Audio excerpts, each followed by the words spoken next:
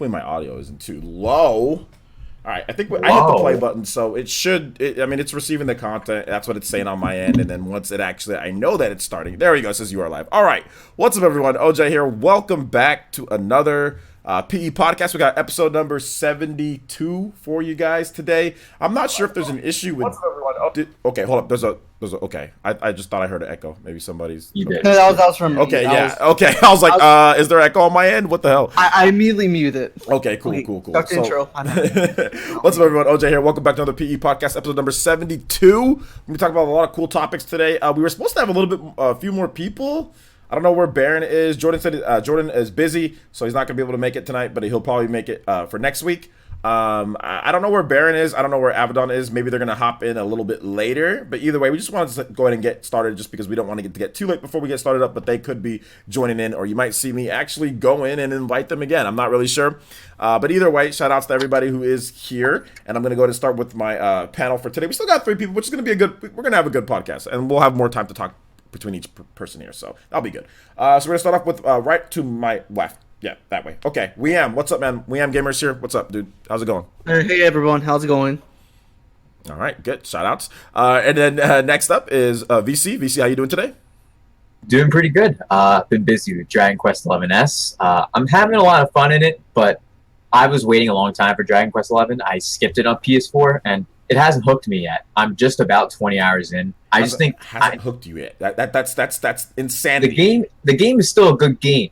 I love the gameplay. I love the way it looks. But I'm saying on a story perspective, it's not grasping. It takes, I'd probably say it takes about 40, 50 hours, maybe 30. Yeah, because it's a long game. Once you get all your party members and then you make it over to like the other world thingy, then that's when things really pick up. But yeah, the story doesn't really pick up. It takes a little bit. Yeah, it does. You're right about that. Yeah. Of course, like I feel I will change once I get to that point. It's a long RPG, and I had a review this week, a surprise review, actually. I didn't tell anyone, didn't make any promotion, just Jedi Outcast review, uploaded it. It's doing pretty decent. It's only got like about 50 views, I think, right now, 20 likes. It's not bad. A lot of people are enjoying it, same ninjas that I see all the time here or there as well. And I should have some stuff coming soon. If Abaddon was here, I would mention it. But I'll wait till he's here, and I may mention it later. What's coming tomorrow? A song coming tomorrow. So, all right, sounds good. Get ready for that. So, since we do have more people today, I guess we can talk a little bit more about what we're talking about. We have a lot of different topics, but or in terms of like more what we're talking about, what we're playing. So, I guess I'll just start real quick, and then I'll kind of get. I don't want to spend too much time on this because there is a number of topics. But yeah, like let's just start off. For me, I've been playing a lot of Dragon Quest XI S Definitive Edition, and a lot of you guys saw my Ghostbusters video.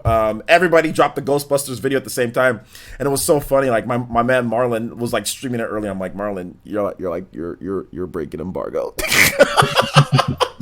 I'm like, Marlon, you're breaking embargo, dude. Like, like you're not gonna get codes if you break embargo, because everybody's footage went up all at the same time, right? That means there's an embargo. Otherwise, we would have all been playing it early. And then Marlon's like, oh, really? But they told me that I could shoot. And I'm just like, just play, have fun. Just don't get caught, essentially. No, but it was all good. It was great to see people playing the game and enjoying it. So yeah, Ghostbusters remastered. Ghostbusters the video game remastered. Ghostbusters the video game remastered. Fun game. $29.99, cheap, so it's not expensive. It's a GameStop exclusive here in the US, so that's another thing that you just gotta know. So I played that, did a video on that, and also like I said, Dragon Quest XI S, been playing a ton of that. I love that game. I love it. It's so good. It might be it's one of the best games on Switch easily. So I'm having a lot of fun. And also just playing with all of you guys. Or we've been playing a lot of we played Mario Kart today, so that was fun. This Friday we're gonna have a special game that we're playing this Friday that Christian wanted me to sponsor. So it's not gonna be Splatoon this Friday. It's gonna be a different game. Oh, yeah. Nice. Should be fun. You guys will all like it. So anyway, what have you been up to, man? Over the past week, I just been doing homework because I'm in college, IT major. And just doing like other things, hanging out with my friends like once a week if I can. Yeah, I'm in college. You should totally quit college and just play video games for a living. Yeah, great concept. Too risky. I do have a Patreon actually, and it's doing pretty decent for the fact I'm not even active on my live streams. And every time I do a damn schedule, I keep postponing it. I'm like, nah, I have to do the next day. And I'm like, oh man, I'm not. Yeah, one time I remember you had it for like a Wednesday, and like by the time the stream actually happened, it was Saturday. So Yeah. like it would come up every day, like Thursday, 9 o'clock. It's like, great, let's hope it comes up today. Then it's like 11 o'clock. It's like, nope. That's my issue. I'm never consistent with my time whatsoever, but I've been trying to work on that. Well, dude, you're in I don't school. know. I mean, when I was in Yeah. school, I didn't do all this crap. So I mean, it's not like that's easy to do in college, you know, and like to be able to do all that. Like it's really not. You know, like I think that It's time consuming. it is. To me, it's this. This is what you should do. Like for those, I mean, before we get to what VC's been playing, this is what you should do, man. Like if you're in college, like here's the thing. If you're before college, so let's say you're growing up, you're 16, 17, 18. If you want to do this whole YouTube thing, do it, like try it like right away. You know what I'm saying?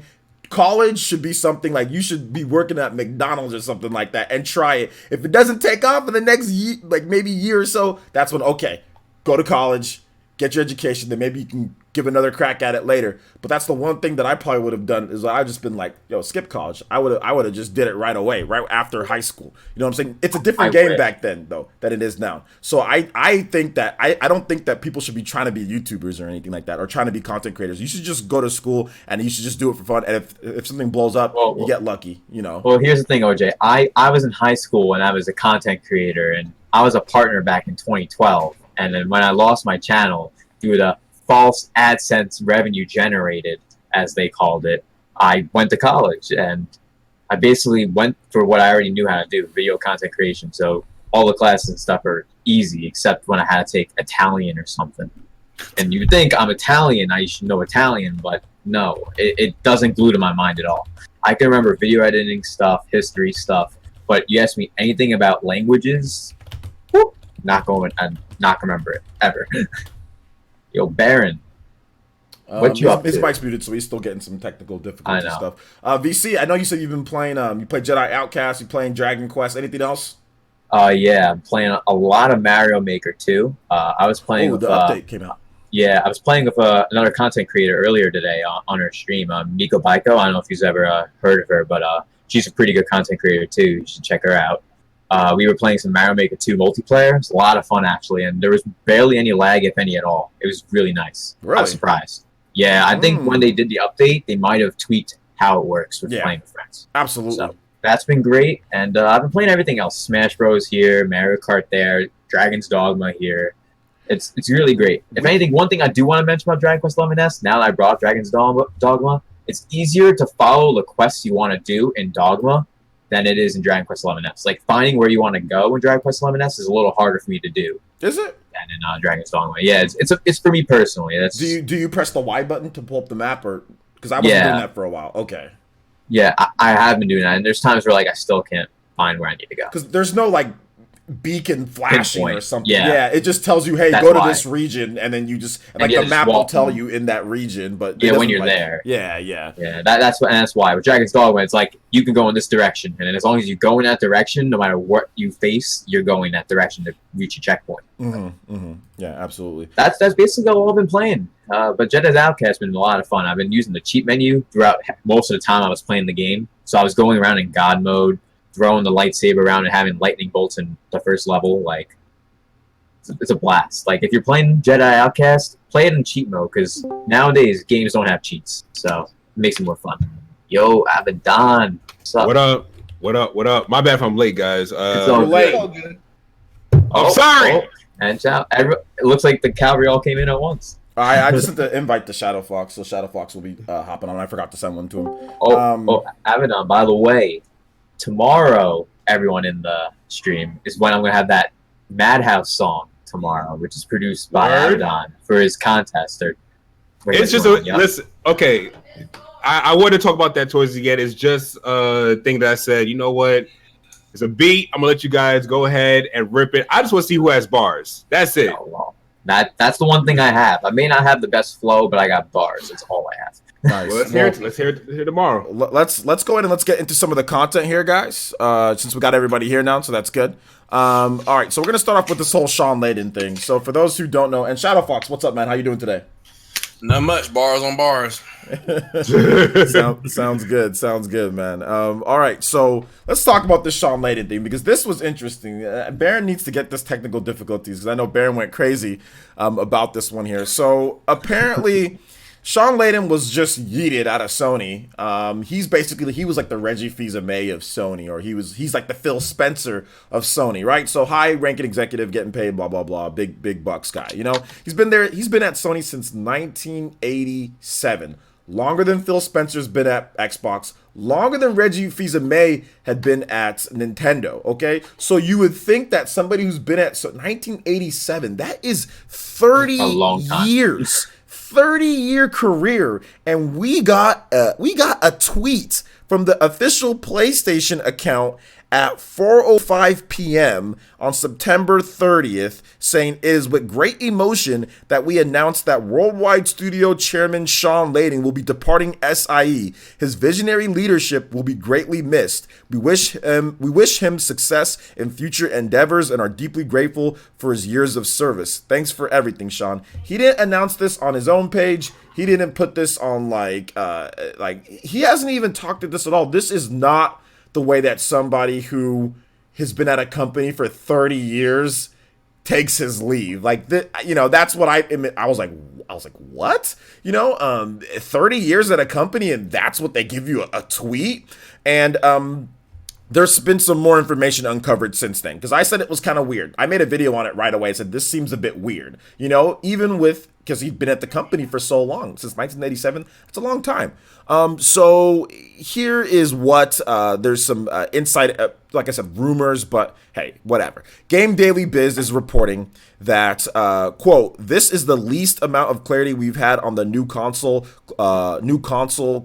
this close to the transition," the source said. "I believe that the global restructuring is exponentially exacerbating the already difficult process of transitioning to a new generation, and now we're getting nervous, really very nervous." So Sony's going through a big transition from the PS4 to the PS5, and there's been some infighting, and that could, they also pointed out some stuff like the whole cross-play thing. There was some tension between that in terms of what happened there, and also talk about like PS Plus. There was some tension between the business tactics, because all we see is like, oh, they're just doing this for this price, but there's a lot of stuff behind that. So let me read off just one more thing, then we'll get you guys' thoughts on this.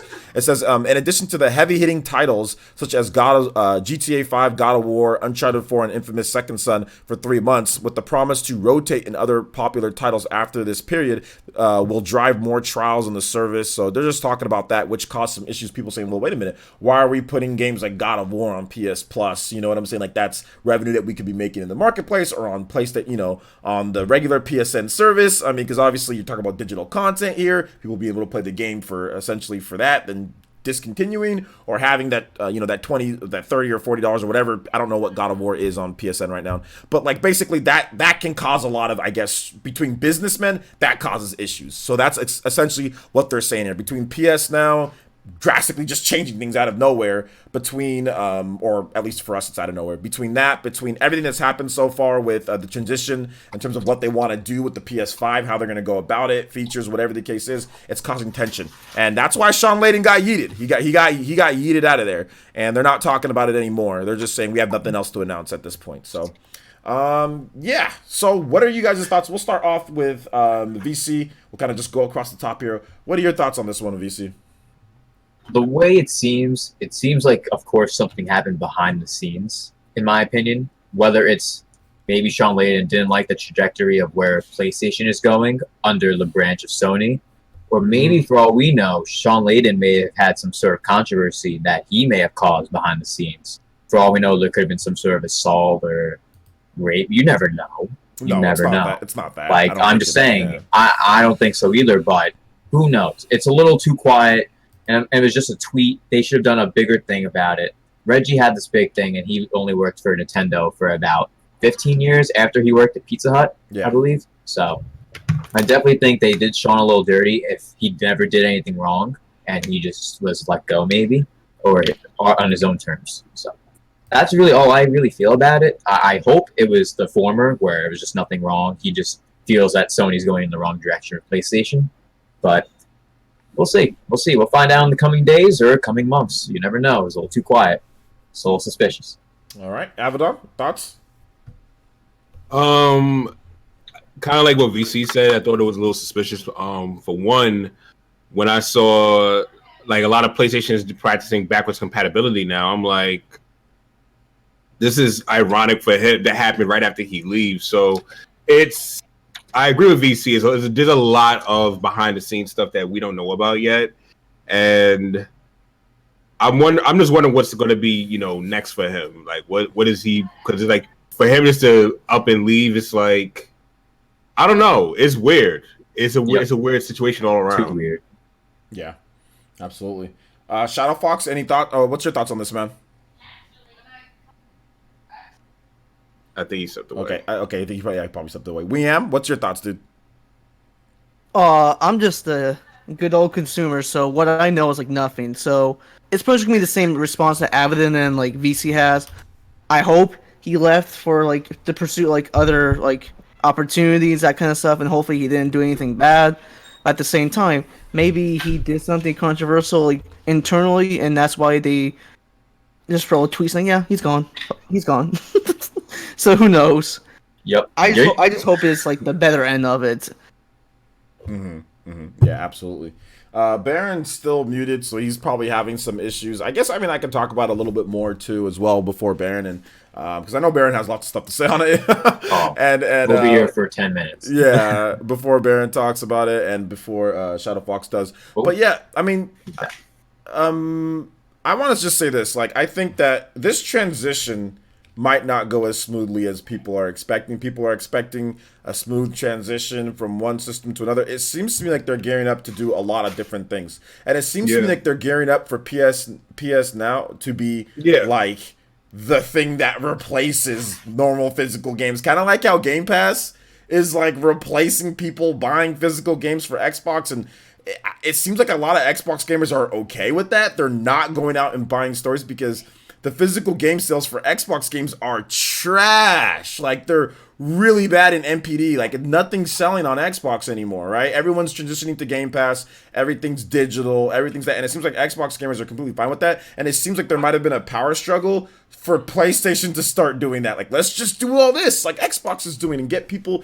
to buy it, because Sony makes like a gazillion dollars on PSN. A lot of Sony customers do not buy games physically either, but there's 100 million PS4s out there, and there's so many that there's enough to offset that in the NPD numbers. But also, the NPD also gets some digital sales too. Sony gives those to them so that it is tracked.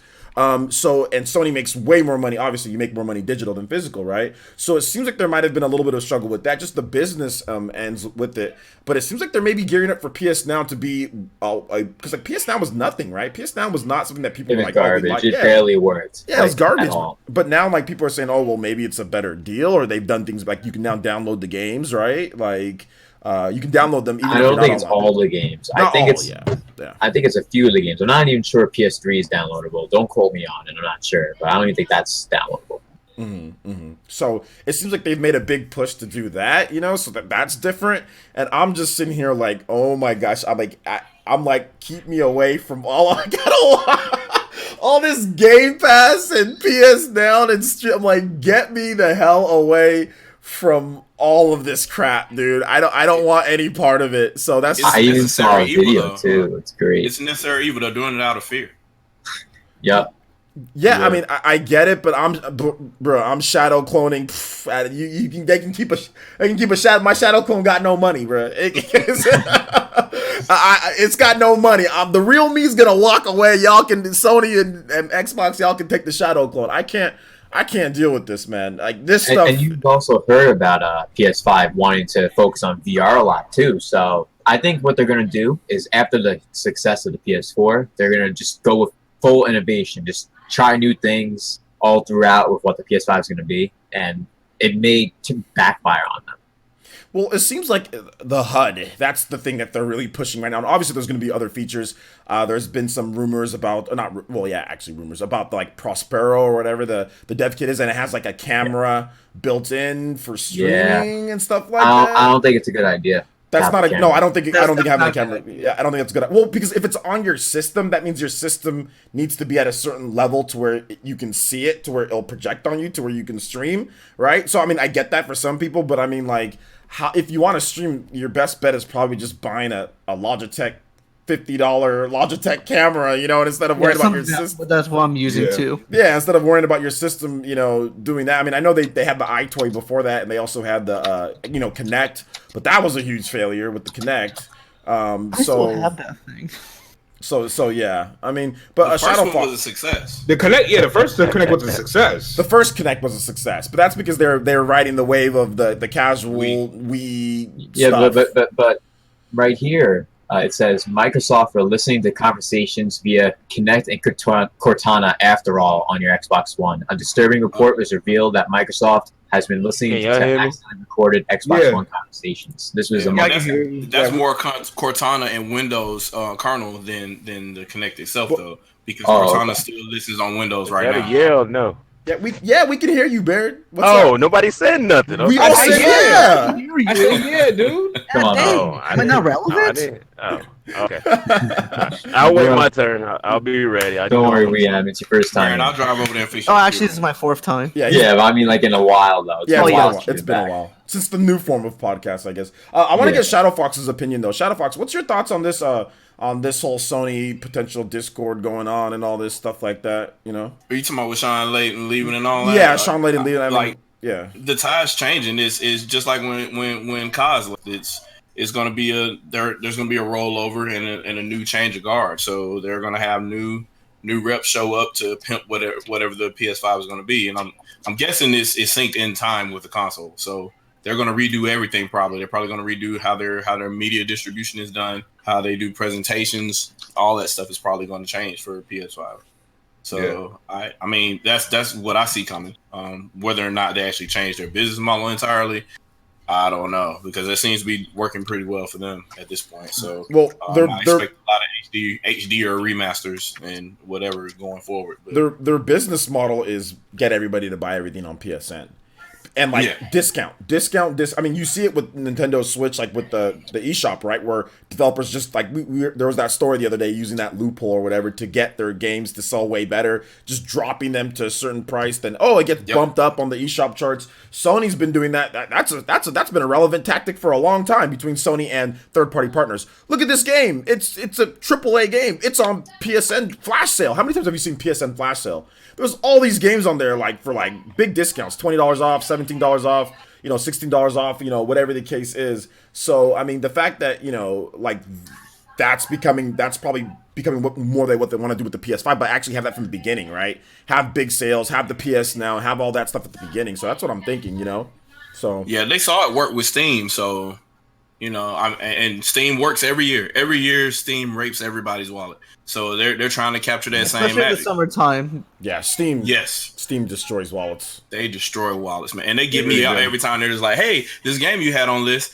it's on sale." And then you ignore it, and then you get another email a couple months later. Hey, it's on sale even more now. Like, okay, it's free. Just come pick it up. Very aggressive marketing. So aggressive. It's you can't help it. And I'm like, how did I amass over 100 games and PC isn't even my primary gaming platform? There's no reason, but here we sit. So I give kudos to Steam for that, because they know how to pimp a product. So it's kind of like how eBay does things. Like eBay is like when you would basically go on a product, and I was talking Jay Drayton about this. It's like you look at a product, they'll just keep on hitting you up like, "Hey, do you want this? Hey, do you want this?"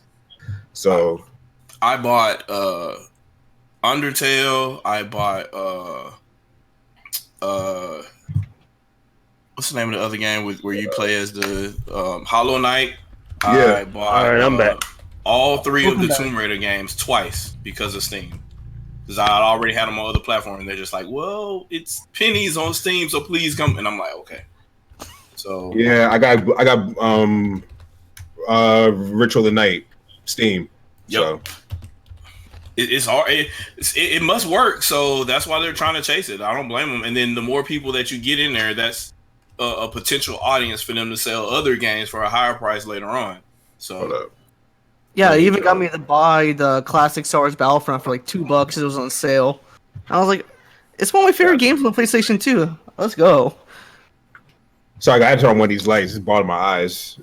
No, it's That's all why I good. have these shades. It makes me look. Yeah, one bright side of as you're looking like crazy. Two-Face though, right? Yeah, This man in the shadow look like you about ready for a Pokemon battle. Like you want to battle? For me, it's the whole Pokemon Stadium. between screens. Looking like a gym trainer. Like you want to Hey, battle? man. Like half the side covered, bro. Hey, Yo, like man. Pokemon Stadium 1, you just look Gotta make it just like work. him. You have to pick your mental Pokemon. Yeah. You What got kind your of Scyther Pokemon? that's Oh my spelled with a goodness. C and 7S. No, it looks like one of them people before you fight Giovanni, dude. You know what I'm saying? Yo, come on. Team Rocket Now you're just doing it. Hey, man. You gotta make it work. No, shout outs, dude. It's all good. These lights are kind of bothering me too right now, man.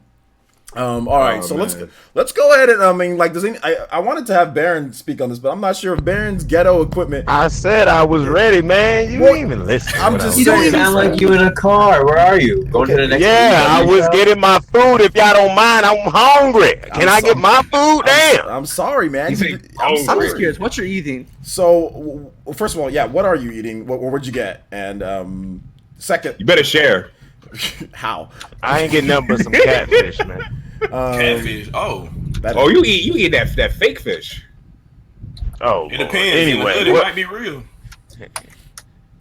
So Baron, I know you had a stream on on your channel. Shawn about- Layden. Oh, with Shawn Layden, of course. Oh my god, which was funny. And I ain't so watched what? that one. He went in on that one too. Yeah, he went in on that one. So, what are your thoughts on this whole Shawn Layden thing, dude?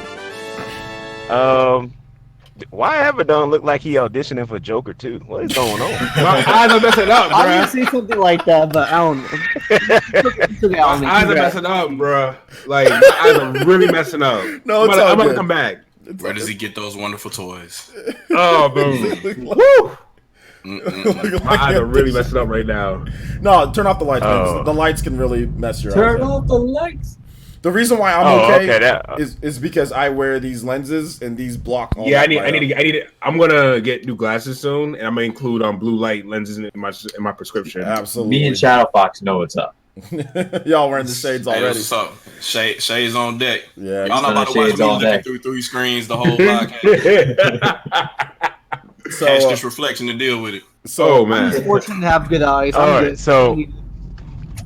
so about Shawn Layden, right? yeah.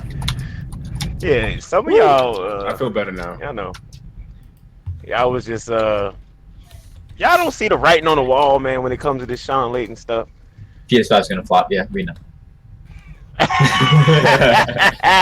Wasn't even talking about that. It's Yeah, just the so- fact that, like Odd OJ number. said, man, it's like this man been there for 30 years, and you gave him a tweet, and that was his exit. Like 30 years, and that's all you get. He deserved a video at least. You know what I mean? It's like that is crazy, and, Like and some it's type of funny. It's like, dedication. yeah, there's no coincidence that as soon as he got announced that he was gone, all these announcements about PlayStation started happening. Mm-hmm. There's no coincidence about that. That was deliberately done that way. And then you had the rumor about it was a power struggle internally between Shawn Layden and Jim Ryan, the CEO of PlayStation, Mm-hmm. which made it odd for me because, you know, Layden was the CEO. People don't understand Shawn Layden had like 3 jobs. You know what I mean? He was like over PlayStation Worldwide Studios, over Sony Interactive Entertainment, and he was over PlayStation Studios, the company that does the movie games, Right. the company that's filming the Uncharted movie right now. He was over that as well. So he was chairman of like 3 different places.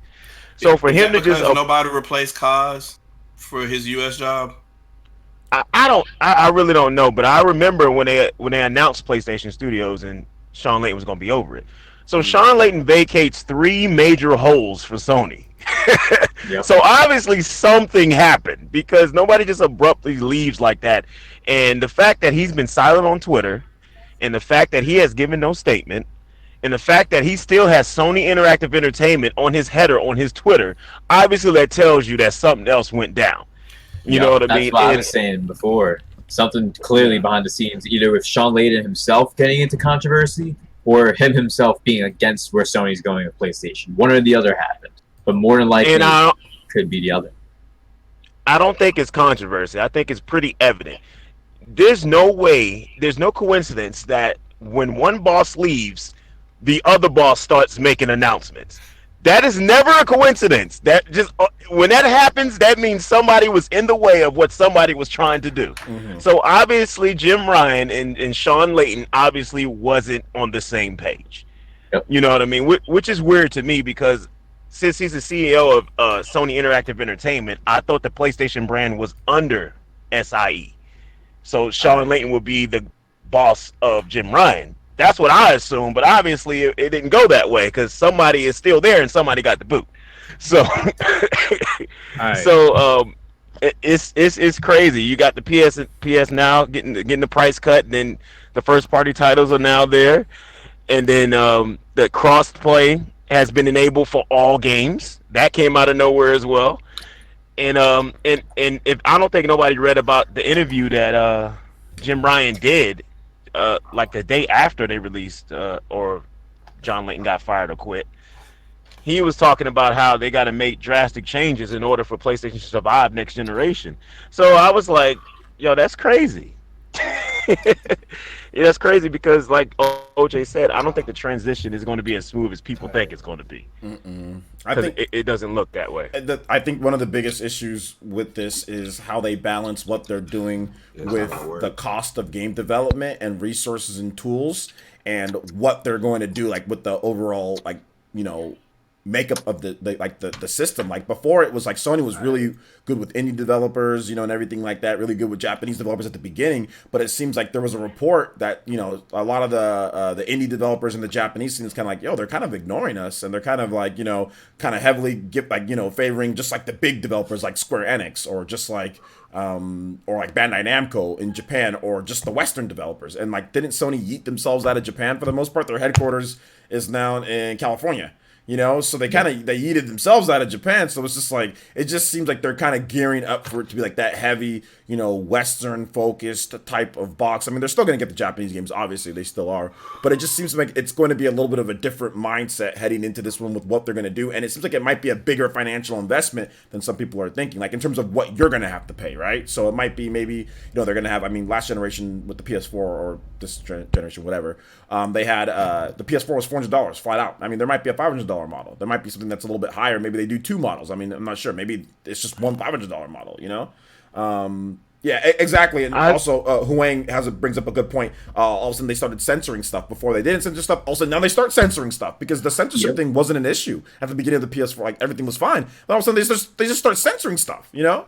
They had to censor a butt in Devil May Cry 5. It's like, okay, is that a big deal?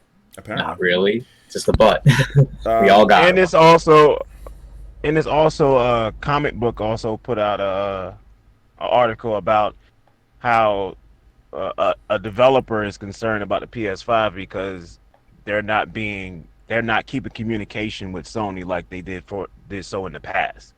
So that's also alarming. So obviously there's a lot of internal directions that some people want to go, and it's all scrambled. And everybody thought I was like silly and crazy for saying that I think Sony is just a mess right now, and now you see it was actually a mess. Yeah. I don't think a company. I called this months ago because you just don't show up to E3 with 3 games. You just don't just cancel your own PSX. Then you come pull out of E3. You don't do drastic stuff like that unless something is going on internally. You know what I mean? And people just threw it under the rug like it was nothing. I was like, no, this is stuff that companies never did before, and y'all was just looking into the wayside. I was like, no, something is wrong. And everybody thought I was crazy, but now you see something is definitely wrong. You can even equate it to like Nintendo. Obviously, the Wii U failed, right? Then what happened at that E3? Nothing. One game. Only Breath of the Wild. Yeah, only Breath of the Wild because there was a bunch of issues with the Wii U. So yeah, something that drastic doesn't happen unless there's big problems or there's some issues or something like that, you know? So, I mean, I don't know. I mean, it is what it is. I want to get a donation off real quick here. Juiceman Vaughn donated $5 and says, Sony is going to do what Sony does best, copy what makes other companies successful. They successfully, I think, aped what MS did with 360 and applied it to their PS4 strategy. I mean, I guess a little bit, kind of. I mean, Sony does what they do. They still have a pretty big emphasis on first-party single-player experiences. Sometimes they have a multiplayer with the Uncharted, but they have a lot of big first-party single-player experiences that they've released over the years. Shadow of the Colossus, stuff like that. So we'll see if that keeps up. We'll see if we get stuff like Last Guardian or Shadow of the Colossus or Gravity Rush, because it seems like those games might be on the chopping block. You know what I'm saying? Like those style of games might be on the chopping block next gen, and it's going to be more stuff like Uncharted, more stuff like The Last of Us, or maybe even Ratchet and Clank. Just like that's going to be like their different type of game. And another thing to bring up, this is what everybody can do that's watching right now. Just go to Shawn Layden's Twitter, and this will be a big indicator of what actually is going on. Go to Shawn Layden's official Twitter and look at all the tweets he has been liking. I did that. Is he liking tweets? Kind of telling. He's stealth liking tweets, but he won't tweet anything. What's he stealth liking? He's stealth like some of the stuff of people saying, "Thank you, Shawn, for everything you did." Mostly the independent developers done that. Some people in Sony have done it, but he also, liked other tweets about interesting sayings like, how did they get rid of Shawn Layden and stuff like that. You know what I mean? So it's real interesting stuff. So you just go with his Twitter and look at the stuff he's been liking. You could probably get an idea of what was going on with that situation. A YouTube video or something explaining the side of it. He's not gonna make a YouTube video. Depending on what the controversy is, you never know. No, one thing's for sure. He's not retired. No, that's for sure. Because people wanted to jump to that conclusion. I was like, he's not retiring. If he was retiring, it would have been said he was retiring.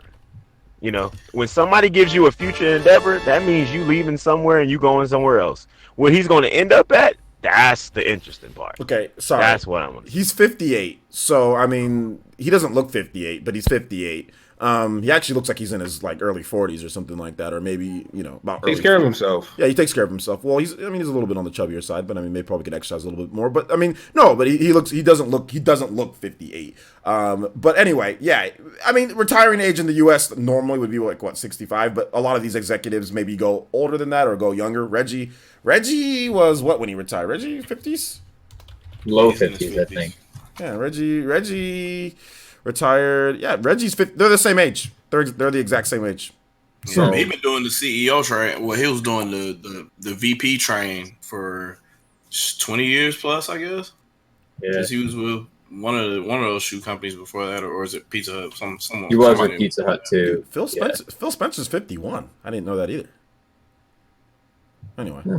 Let's all know the secret of good skincare. I would like to know what it is. Well, don't smoke, don't drink, don't do crazy stuff. That's also something to make. This is all I drink, so I don't have to worry about that. Got my new green. All I know is Kevin Butler is still acting. He's still getting work, so that's great. It's good to see him on individual little comedy shows and whatnot, having his little bits. It's just interesting watching him walk on the screen and then leave, and I'm like, it's hilarious to that guy. But he was a thing at one point in time. Let's get another donation out here. Kimitsuno, Yaiba, episode 19. With the $2 donation, it says more reasons to not get a PS5. I don't know if that's more reasons to not get a PS5. I mean, if the games that they show off appeal to you, like if there's a new Ratchet and Clank at launch, which it does seem like that might be a thing, like a brand new Ratchet and Clank game.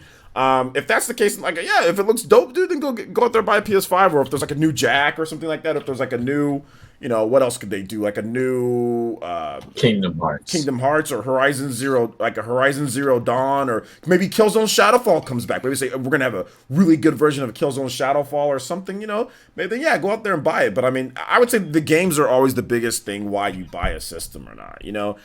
It's always gonna be the games for me. That, at least for me, not for everybody. They don't have that, but for me, it's always been the games. So, all right. Well, we spent a lot of time on that. So let's go ahead and move on to the next topic here, boys and girls.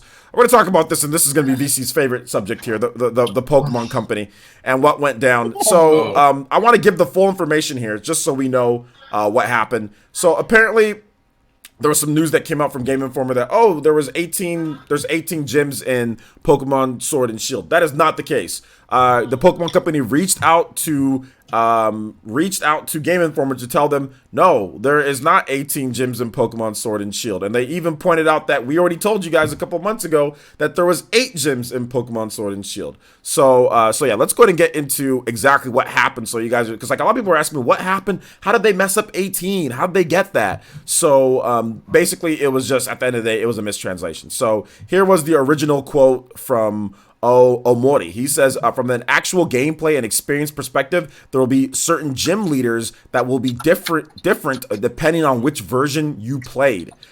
In terms of the setting itself, the background to the story is there's like this Japanese style J1 and J2, like the minor league and major league kind of concept. There are 18 different types of gyms in the story, and depending on the version, which gyms are in the major or the minor league and which gyms are in the major league are different. For example, in Sword, the fighting type gym will be in the major league, but in Shield, the ghost type, it'll be the ghost type. The idea is that every year the Galar region is playing, and which gyms make it into the minor leagues versus the major leagues is different. So there you go. So after that, people said, okay, 18 gyms. So then basically here is the new, like a representative from the Pokemon Company said, no, this is what we were trying to say.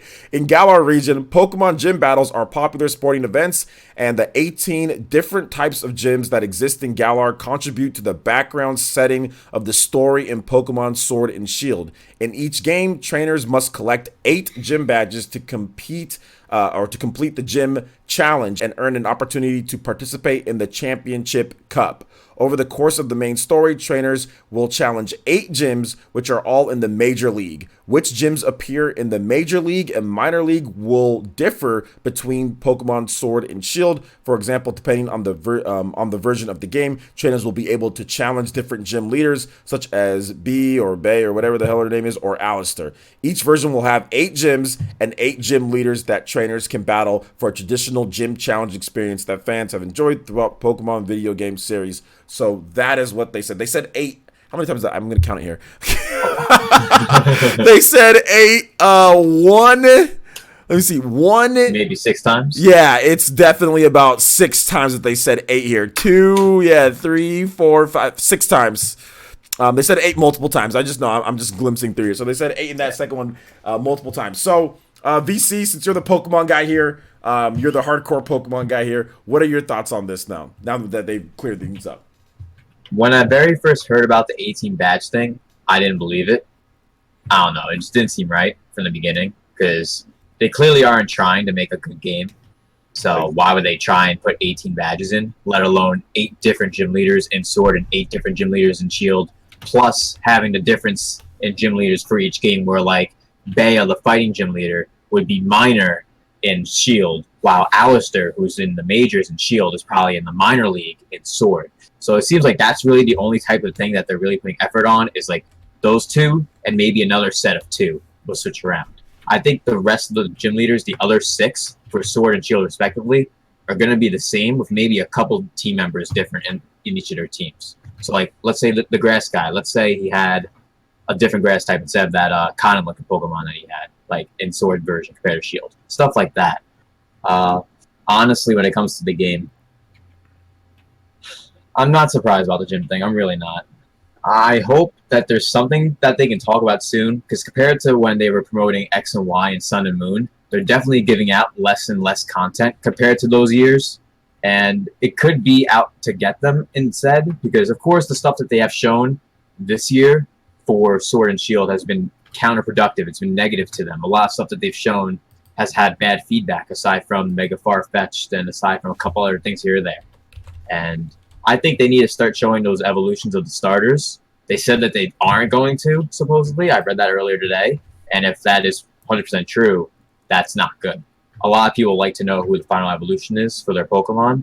And that goes hand in hand with the gyms, because eventually as you're playing in this game, you want the best Pokemon and the best form of your starter to conquer these gyms, especially later on when the game gets a little tougher. Because like we talk about all the time, OJ, like we both love competitive play, but people like to play through the story, and most of the time, like the 3 years that Game Freak and Pokemon Company spends making this game is making the story.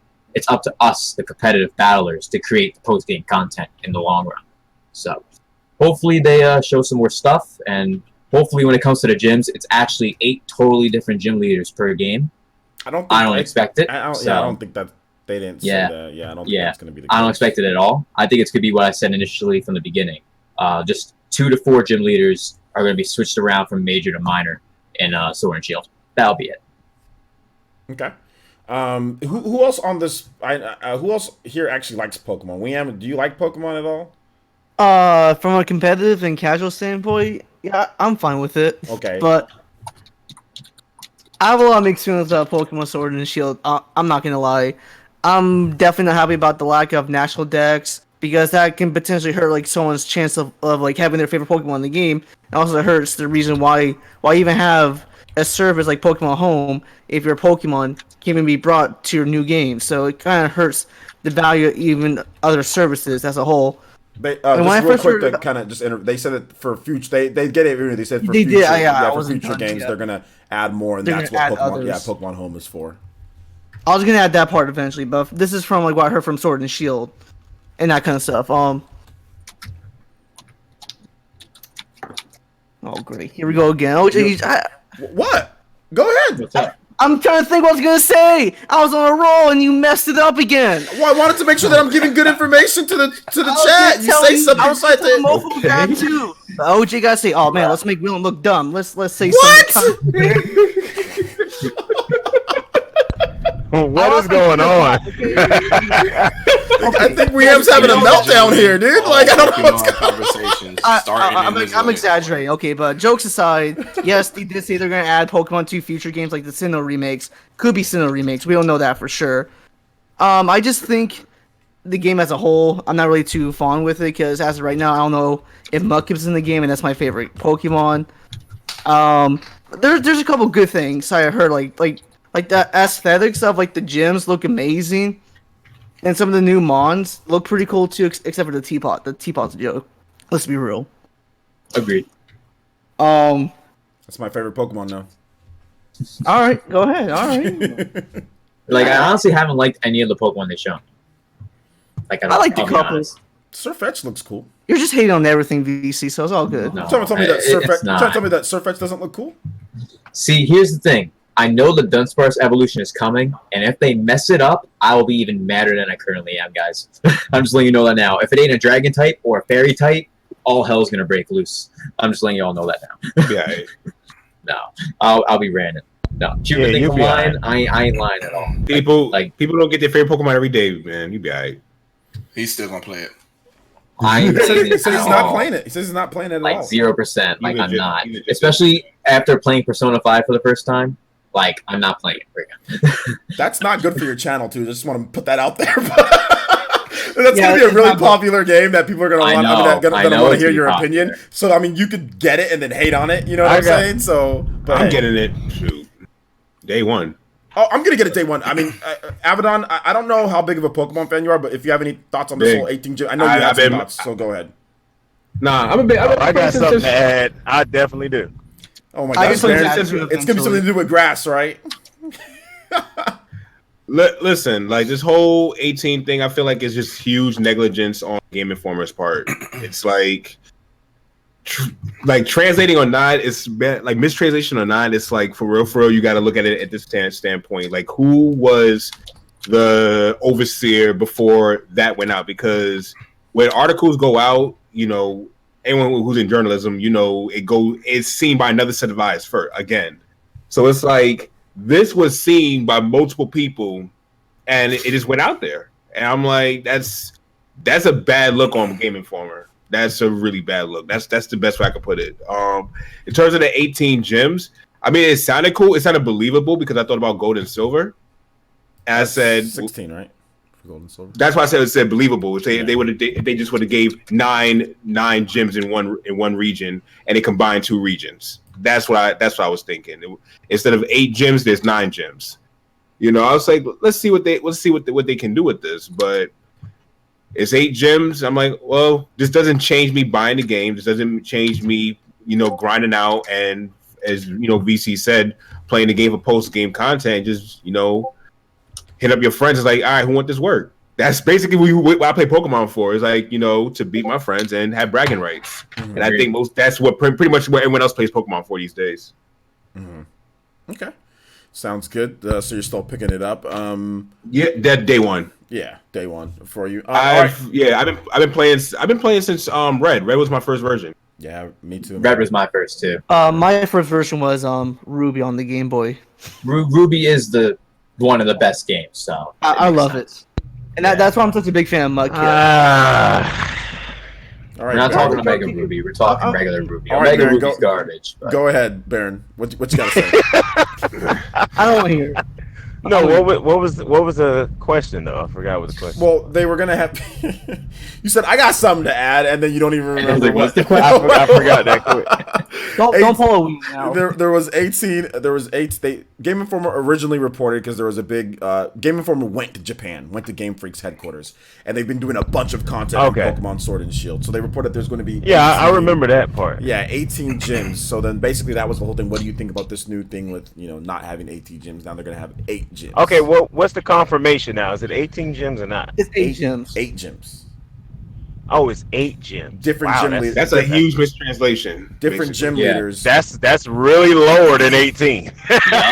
Okay, so maybe they thought it was they thought that each different types of gym leaders from like the major and minor leagues. So maybe when they're translating, they thought, oh crap, it's gonna be more of an 8 for once. So I guess they heard 18. I don't know. It's still 16 total though, right, across both games? No. Not confirmed. We can't say that for sure. No, we can't say that for we sure. know there's gonna be some differences. What they heard is like they retranslated what was said, and what it said, like the Pokemon company said 18. They literally said that they put it again when I read off that thing to you guys. They literally said that, but it's not every single one. They're talking about major and minor. So the way that the translation came out, it made it appear that there's 18, but it just there's not. Wait, I'm confused. Yeah, this Pokemon sometimes company said what now? It made it seem from the original translation. It made it seem like you said that there was going to be 18 gyms, but basically it was a mistranslation. There's not going to be 18 gyms. So it's way less than that.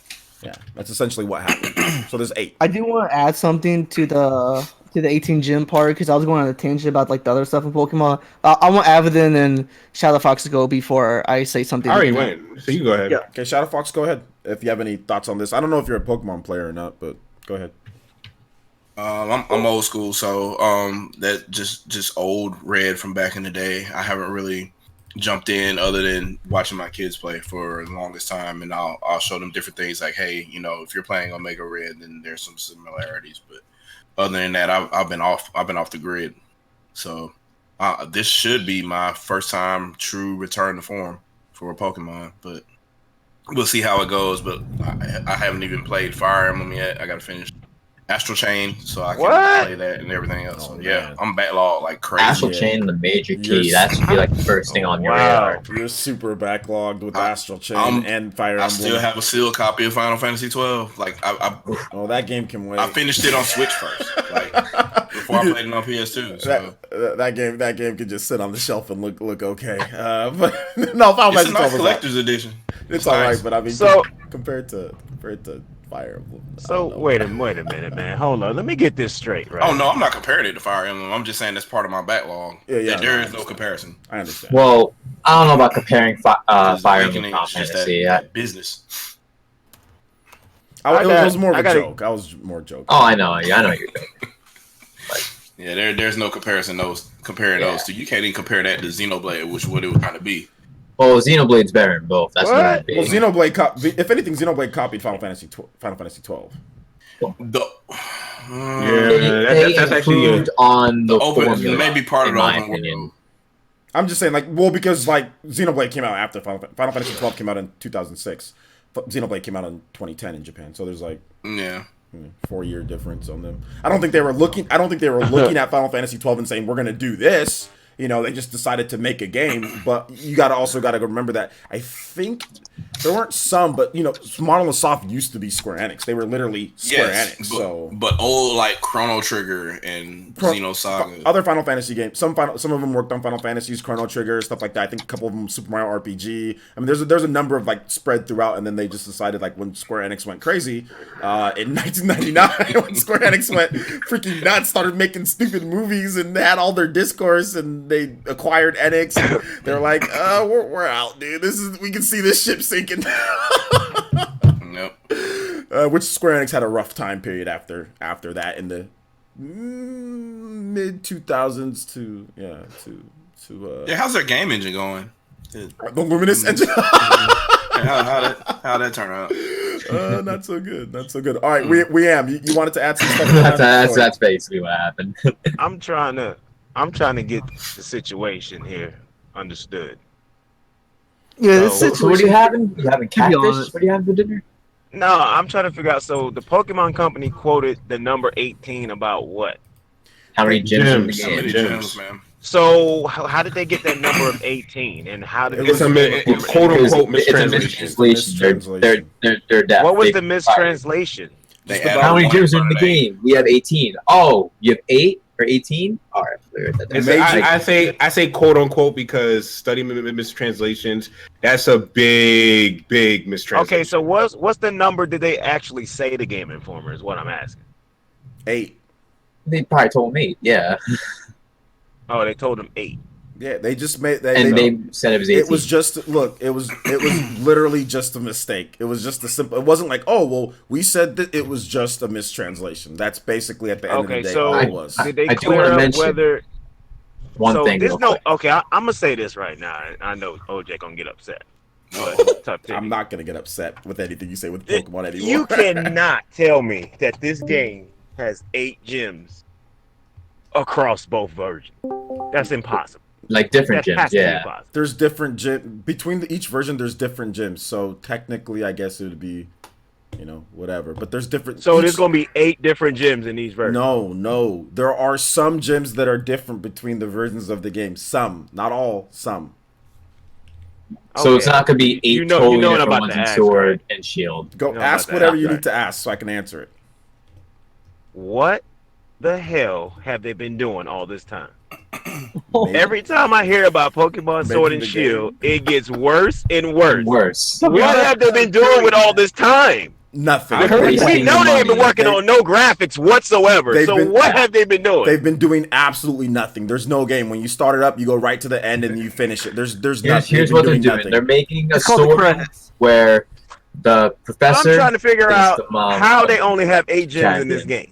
They've been doing. How is that possible? They've been having 8 gyms every single game, though. Every single game. Didn't y'all just say they had more in another game? Just gold and silver. Just hard gold, soul silver, gold and silver. Well, that's because that's a remake Gen of 2, and then the remakes of Gen 2. That's after you do Johto, you go to Kanto. So you're I agree. They had the time back then to do it there, and so they should be doing it now. I 100% understand. We on a home console. Yep. They do that on a handheld. I don't think that matters, but okay. That doesn't matter. It does matter. It does matter. They make more money in Square Enix. I'm trying to sympathize with you. I'm trying to sympathize with you, OJ. How many gyms? And how you always make excuses for everything that comes about Pokemon Sword and Shield. Hold up. I'm trying to figure out where are the resources being spent at, because every time I turn around, somebody's hearing about something. Let me give you the education for a second. I don't want to hear no excuses. It's not an excuse. I'm answering your question. Let me answer your question right now. They're not spending on anything. The co-op that they did, that doesn't exist. You know what I'm saying? The new Pokemon that they're making, those don't exist. Here we go. The wild area that they're making, how many new Pokemon is it? None of that stuff exists. They're not doing anything. So that answers your question. How many new Pokemon is it? I got a better explanation. There's 10 Pokemon. There's only 10 Pokemon in the game, Baron. So they're doing nothing. How many new Pokemon is it? There's 17 y'all new Pokemon. Blur out all this other stuff, but y'all don't even know 17 and a half new Pokemon it is. I know. There's 17 Pokemon. 17 new Pokemon. That's Pokemon Sword and Shield comes out next month, and they still haven't given you a definitive number of how many Pokemon is in the game. I told you that there's no new Pokemon in the game. There's barely any new Pokemon. Very easy explanation for all of this that no one said at all. the game is based off the anime. Point blank. Is every single Pokemon in the same region in the anime? Do you know that for a fact? There's a lot of times where No. Do you know that for a fact? Do you know that for a fact? Pokemon's just there in the Pokemon Center. If you real watch Gen 5, do you know that for a fact? Yes. Yes. Do you know that for a fact that if you watch the after anime? Ash lost in the semifinal or the quarterfinals, it was the quarterfinals in Gen 5. They went on that island trip and they saw a bunch of Pokemon that weren't in black and white. You're deflecting. You're deflecting. That's not deflecting. That's You're deflecting. That's Sword and Shield. I just told you. It's Sword and Shield. The anime Sword and Shield is every Pokemon in that anime. Then why was it not like that in black and white? And you're deflecting again. How's that deflecting? I'm showing. I'm focusing on Sword and Shield right now. I'm focusing on Sword and Shield based on their track record. Same thing happened in X and Y as well once they reached. Okay, can I ask a question with that? Has it happened in every single one? You're saying black and white. You singled out one. Is that the norm for every single one VC, or is that just that one that you're singling out to make your point? It's the norm because even back in Generation 1, when they went to the Orange Islands, we saw Marill, we saw a bunch. There was a lot less Pokemon then. Doesn't make a difference. They've done it all the time. They've done it in Gen 3 as well. When they went to the Battle Frontier, we eventually saw Miss Mime Jr. We saw a bunch of Pokemon Bonsly. Come on. How does it not make a difference based on Wait a minute, VC. Wait, I want to ask a question. How does it not make a difference based on how many Pokemon there are? That's more work that they've got to do. Because I'm going to bring up this point because it's like we keep forgetting. We keep looking at Pokemon as just a game, and we're forgetting that it's an anime. Pokemon's a giant. It's an anime first before the game. It's an anime first before the game. The anime markets the anime and the game market the merchandise. But the anime comes first. Yeah, that's true. The anime comes first. So they're basing it off the anime. Well, from what I heard, what the hell are you talking about right now? No. I'm gonna be on Baron's side in this one. Like, what? Baron, if you don't watch the anime, you won't understand. That's why. You don't. I don't even watch the anime myself, but I understand the marketing. I understand the marketing. Ash and Go are going to be going to different regions. Time out. Let's hear what Shadow Fox. You got something to add? Did you say? Go ahead. Shadow Fox. It was the Transformers effect. You create media to sell the toy that you want to exactly to the audience. Exactly.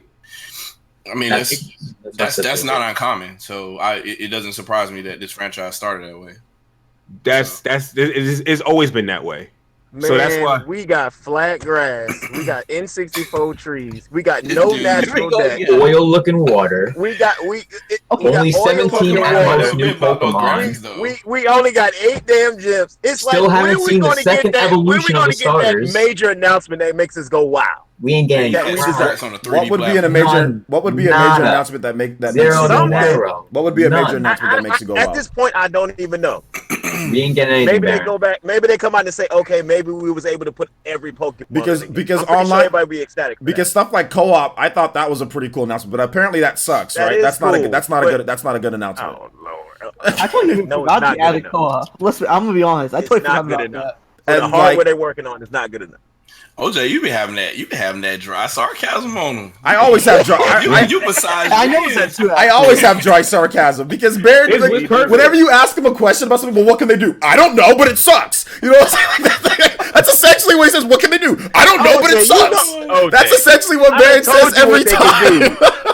OJ, I done told you what they can do, but we always disagree on it. You always said the game should look the way it looks. You just said graphics. The only thing, if the game had better graphics, you wouldn't be mad right now. They can have all the same things, but if they had better graphics, you'd be okay. That's essentially I'm gonna tell you like this. I'm gonna tell you like this. I'm on the fence about this game, and if my damn Pidgey ain't in the game, or Pidgey in my evolved version of Pidgeot, I'm gonna go hell. I'm raising hell. I'm be like BC. I'm raising hell. Facts. There's so many Pokemon that are not in the game. I'm not buying the game too. Like, I'm already not buying the game. But come on, seriously. Man, I'll have you know that your comment about N64 trees disrespects the N64 because I will have you know that's some really nice damn trees in it. Okay. The N64 games look better in Sword and Shield. Let's be real here. For 1996 graphics, the trees looked nice back then. As someone who doesn't give a damn about 5 billion Pokemon, because I honestly don't, I'm actually looking forward to playing the game. Then how do you like competitive battling if you can't access all the possible competitive Pokemon? I don't need to access all the competitive, because I don't use all the competitive. I don't use every single Pokemon. Kartana, Tentacruel. Okay, OJ, I got a question for you. OJ, I got a question for you, man. I got a question for you. I don't use all of them. I don't need access to 1,000 Pokemon to play Pokemon competitively. Okay, I got a question for you. That bootleg decks. Let me ask OJ a question. I'm gonna let Baron talk first. Go ahead. Ask me a question. Oh, okay. So everybody has their favorite Pokemon, right? Yep. Or their favorite group of Pokemon. So you probably usually have a group of 4 or 5 that you always like, right? I just play right. I just play the game. I've been able to. I just. You don't have no favorite Pokemon, OJ. I have Charizard. He said Charizard. Charizard's my favorite Pokemon. But I don't just Charizard. Nobody has one favorite Pokemon. Honestly, Charizard and Growlithe, Arcanine. Those are my 2 favorite Pokemons. Arcanine and Charizard. Those are like I want those. Those are like the 2 that I want, and I think Growlithe's in the game, so there's gonna be Arcanine. So what if Arcanine and Growlithe ain't in the game? How would you feel? But Growlithe is in the game, and Charizard is in the game. Of course they are. It's because they're popular. Hypothetically speaking, if he wasn't in the game, how would you feel? Hypothetically speaking, if they weren't in the game, I would just use new Pokemon. I would just use a new Pokemon. It wouldn't be like I wouldn't be all crazy like you guys are going. And that's the difference between someone who plays Pokemon casually and someone who plays Pokemon. I played Pokemon competitively with Diamond and Pearl. It seems a little. Gen 4 competitive is amazing. Best I played Gen 4 competitive, and I didn't need Growlithe or Charizard on my team. I didn't have them. I don't need Growlithe or Charizard on my team. Charizard was NU because of Yo, guys, hold on. I was actually wrong about the anime coming first. I double checked and it was slightly off, so it's the other way around. So my point is pointless at this point. And I tried telling you, I didn't want to. Listen. I'm man enough to own up to my faults. So don't worry. I don't care. I understand. It's all good. At least you can admit it. That's good. Yeah, Charizard's not very good competitively. Arcanine can be okay competitively. Oh, he's very good. I have 3 of them. Yeah. 3 shiny competitive ones. The big issue with Charizard is he's not fast no more. Well, fast enough. Yeah. He's the power creep. Yep. So not including his Mega Form. That's a difference. I think we should move on. Maybe we've been on this for a little bit. Real quick, we have been on it for a little bit, but I think we wanted to add one more thing in here. All right. Yeah, I did. For me, the way they're gonna improve the game for me to get me by day one is I do want to see the option to have every single Pokemon in the game because right now I'm suffering. That's not happening. I mean, it's not gonna happen. I'm gonna be real with you. Go play Ultra Sun and Ultra Moon, dude. All the games that's not happening. So you're not gonna get that. I don't know why that's even a thing. They already said that's not happening. Isn't the goal? I know it's not happening. Aren't they building forward instead of back? Future games are gonna have more. They're gonna add, but this game's not gonna have it. So I mean, that's not. I mean, if you say that that's how they're gonna get me to buy it day one, then you're not gonna buy it. Just let them start over, so you don't have to. Yeah, I think that's what they want. I think it wasn't the only reason why I'm not gonna get it per se, but one of the options is having my favorite Pokemon's in the game will encourage me to get it. Since I know Volcaron's not in the game so far, any of the starter evolutions or the starters of Generation 3's on the game.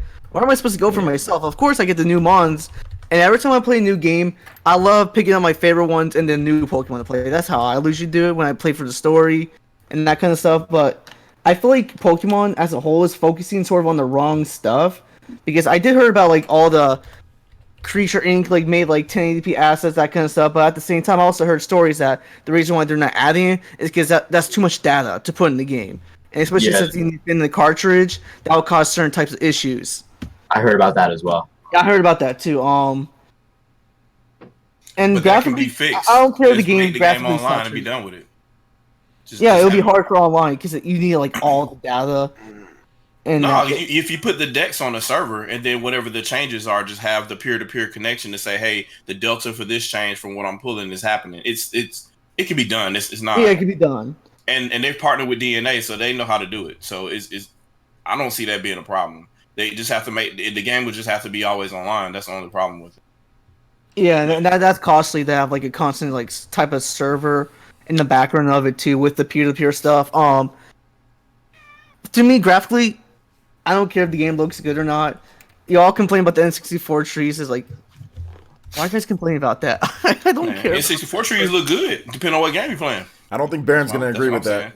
My problem is I expected too much. That's honestly what it is. I mean, I expect a lot too, especially since this is like a huge franchise. Yeah, it's not like they made the most money compared to any other franchise in existence and have more than enough money to make a high quality game. But what do I know? I'm just a person on the camera with a camcorder. No, they definitely. I agree. That's where I agree with you guys. They definitely could have put probably a bit more, but I think their inexperience with HD is really is really what definitely they could be inexperienced too. Definitely right on that, OJ. Yeah, their inexperience with their is this the first and real game in 3D? Because the last 3D first HD one, it's Pokemon Let's Go. The 3DS game wasn't totally 3D all the way though, was it?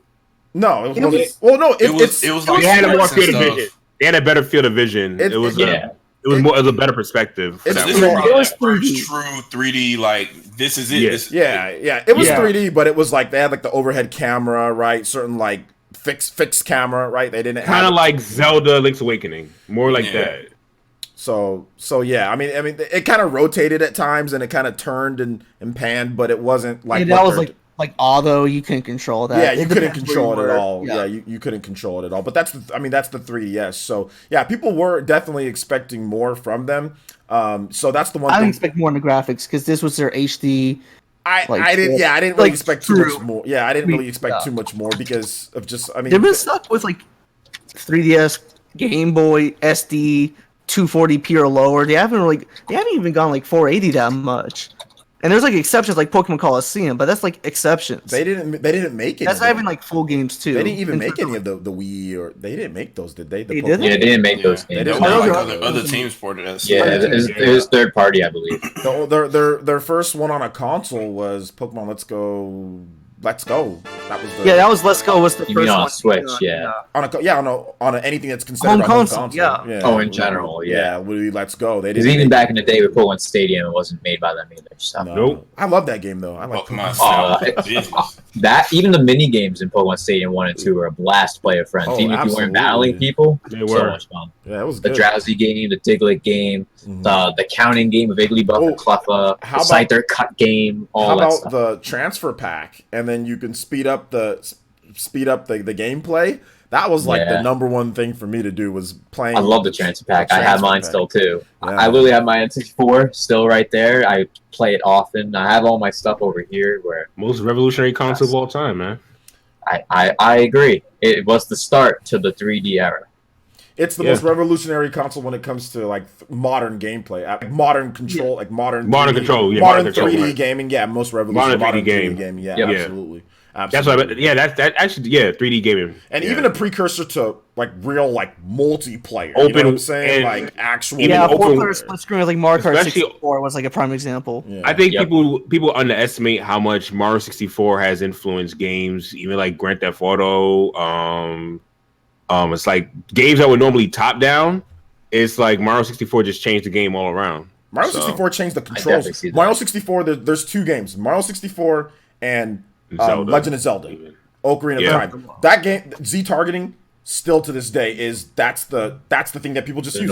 You lock onto somebody and you start strafing around them. I mean, Z targeting still to this day. Dark Souls. I mean, we're still seeing Z targeting in like a plethora of games. You know, you press an R button or L button and it locks right on. Yeah, nobody did that before Zelda. That was the funny thing. Nobody Z targeted. It was just like you kind of just run around like kind of like all wiggly squiggly around people and hit people. Like there was like no like target lock and like you strafe or you target lock and then you act weird as hell. Like it doesn't have like where you're strafing around them and the camera kind of moves and pans. It wasn't as fluid. When I first played Ocarina of Time, I was like, what is this sorcery that they're doing? Like, I was like, what is this? Like, you can do like the backflip, the sidestep, you know, all of that stuff too, where the controls change once you Z-target. That was nuts, man. That was just so revolutionary back in the day. And another game I'd like to mention, which is part of the big three, it's Mario 64, Legend of Zelda Ocarina of Time, and Abaddon. You know what the third one is.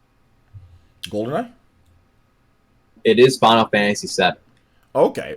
Those are the big three. Oh yeah, of the games that have changed gaming from that era. Definitely. 3D RPGs. Final Fantasy VII for sure. It's definitely branched the whole thing for it. Final Fantasy VII was the precursor that changed how they made Final Fantasy because 8 and 9 were absolutely phenomenal.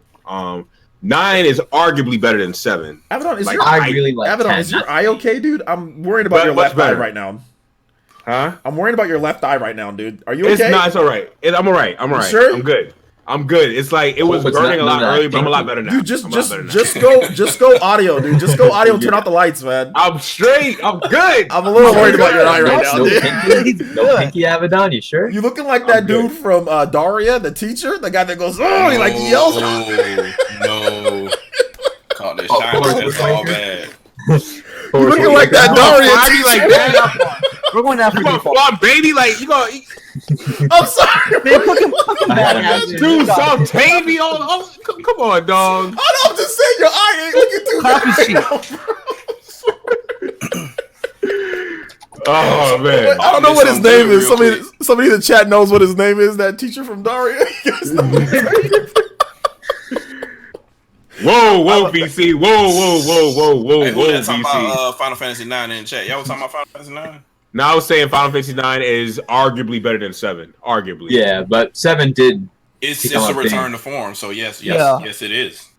Yo, shout outs to all the viewers. Thank you guys so much. Got breaking another 300. That's always good when we break things. Nice. So Hey, thank you Yeah, guys. this light's not doing it tonight. So This shout light's outs. not working. Let's go and move on to the next topic here, though, guys. What is the next topic? The next topic is Alphadream. So I know a lot of you guys are Mario and Luigi fans out there. We had a big response when we were on stream the other day, talking about this. Sorry if I sounded insensitive on Twitter, guys. I really didn't Man, mean to. Some people You kind of wouldn't did know sound as bad as other insensitive. people.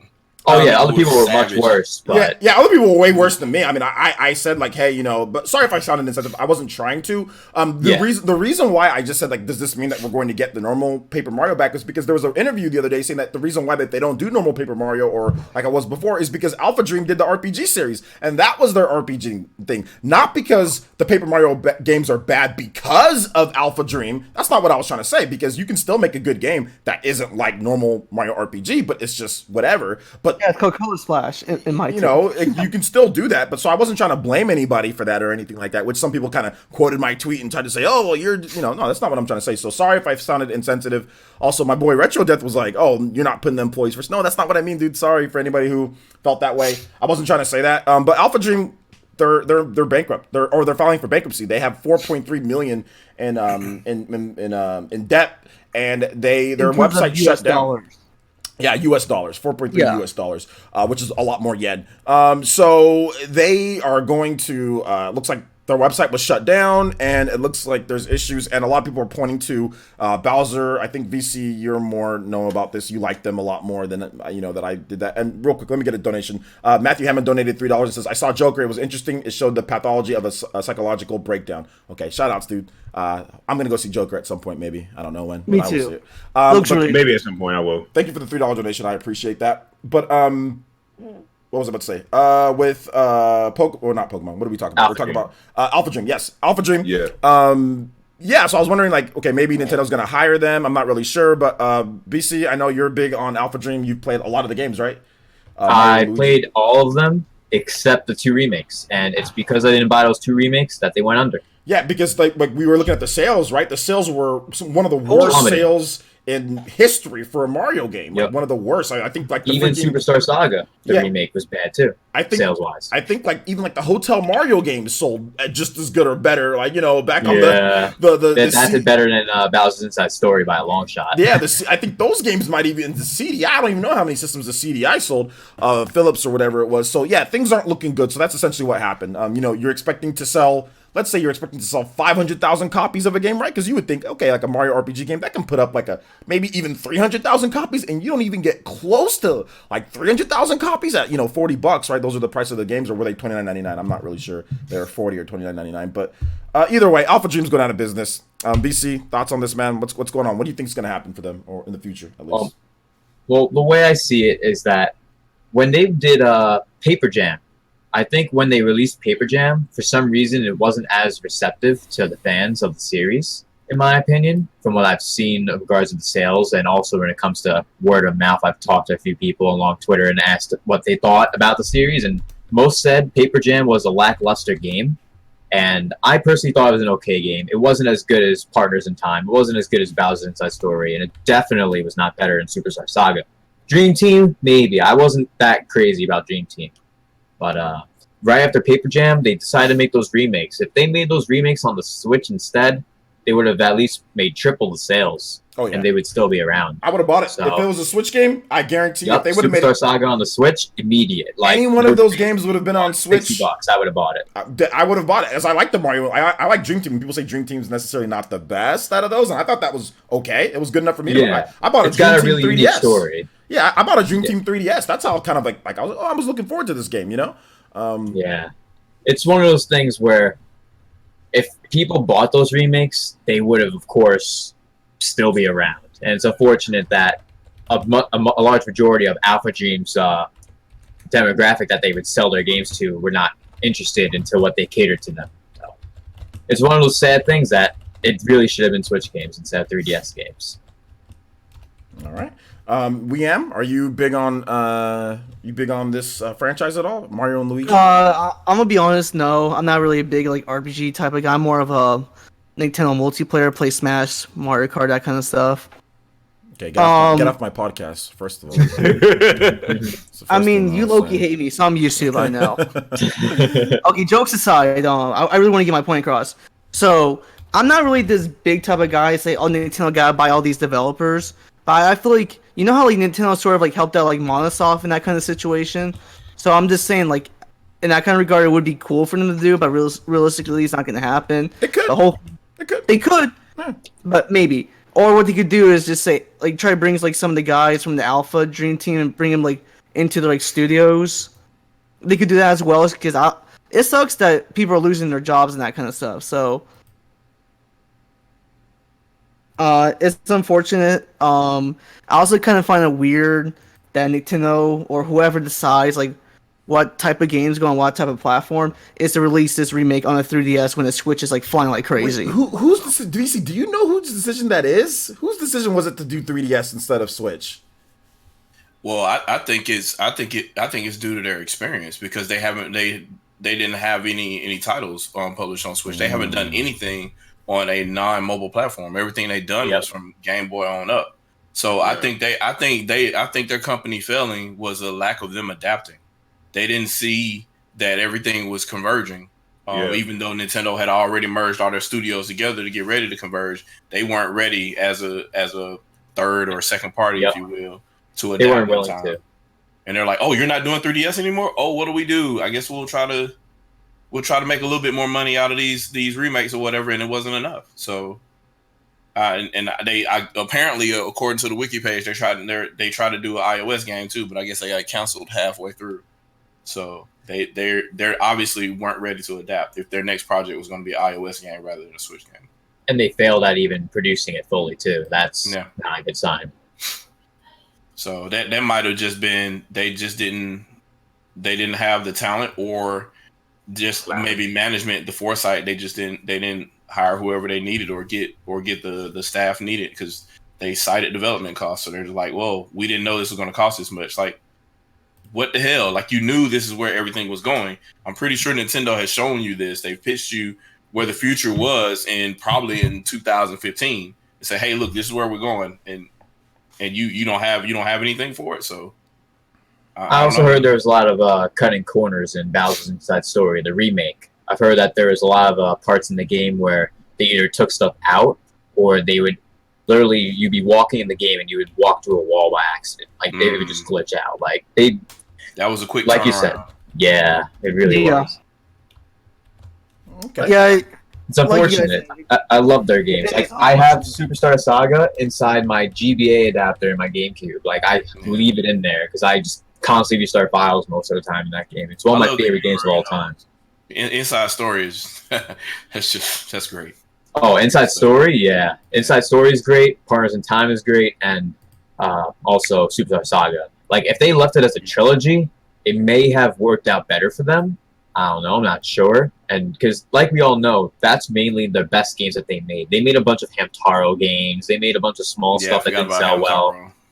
And I think that takes a part in it, too, because in between all these Mario and Luigi games, if you look on the wiki, there's a bunch of other games that they tried working on. And as you see with the mobile game on the phone, that didn't work. So, I don't know. It's unfortunate, but like you said, they didn't want to advance through the times, and something internally they just didn't want to improve. The writing was on the wall. I I don't know what else to tell them. What are you laughing at? Really? Really? Really, OJ? What this man on did? Really, OJ? Really, OJ? I'm sorry, man. I'm sorry. What he don't did? Just watch the stream. You gotta watch the stream. He did. Really, did OJ? All right. You ain't on camera, Evan. How would you expect? Yo, OJ, The camera's up. I just wanted to make sure I put an accurate representation of you when you were of how things are looking right now, bro. I mean, Yo, OJ, I'm gonna cook you one day. Oven, do it. Oh, OJ, you gonna get cooked, dude. Hey, look, that's okay, man. When I was in college, people used to cook me all the time. I'm used to it, bro. It's okay. I remember one time I was coming home from a football game and we lost. Dude, they just roasted me the whole time. I was like, why y'all roasting me so much when I'm gonna feel losing? Like I didn't even play, dude. Like I'm getting roasted. I didn't even play. Were you like waterboard or something? Damn, no, he was a bench warmer, not a water boy. He didn't have the privilege of being a water boy. I was a bench. The water boy saw the field more than I did. I mean, Yikes. I never on that though. Honest.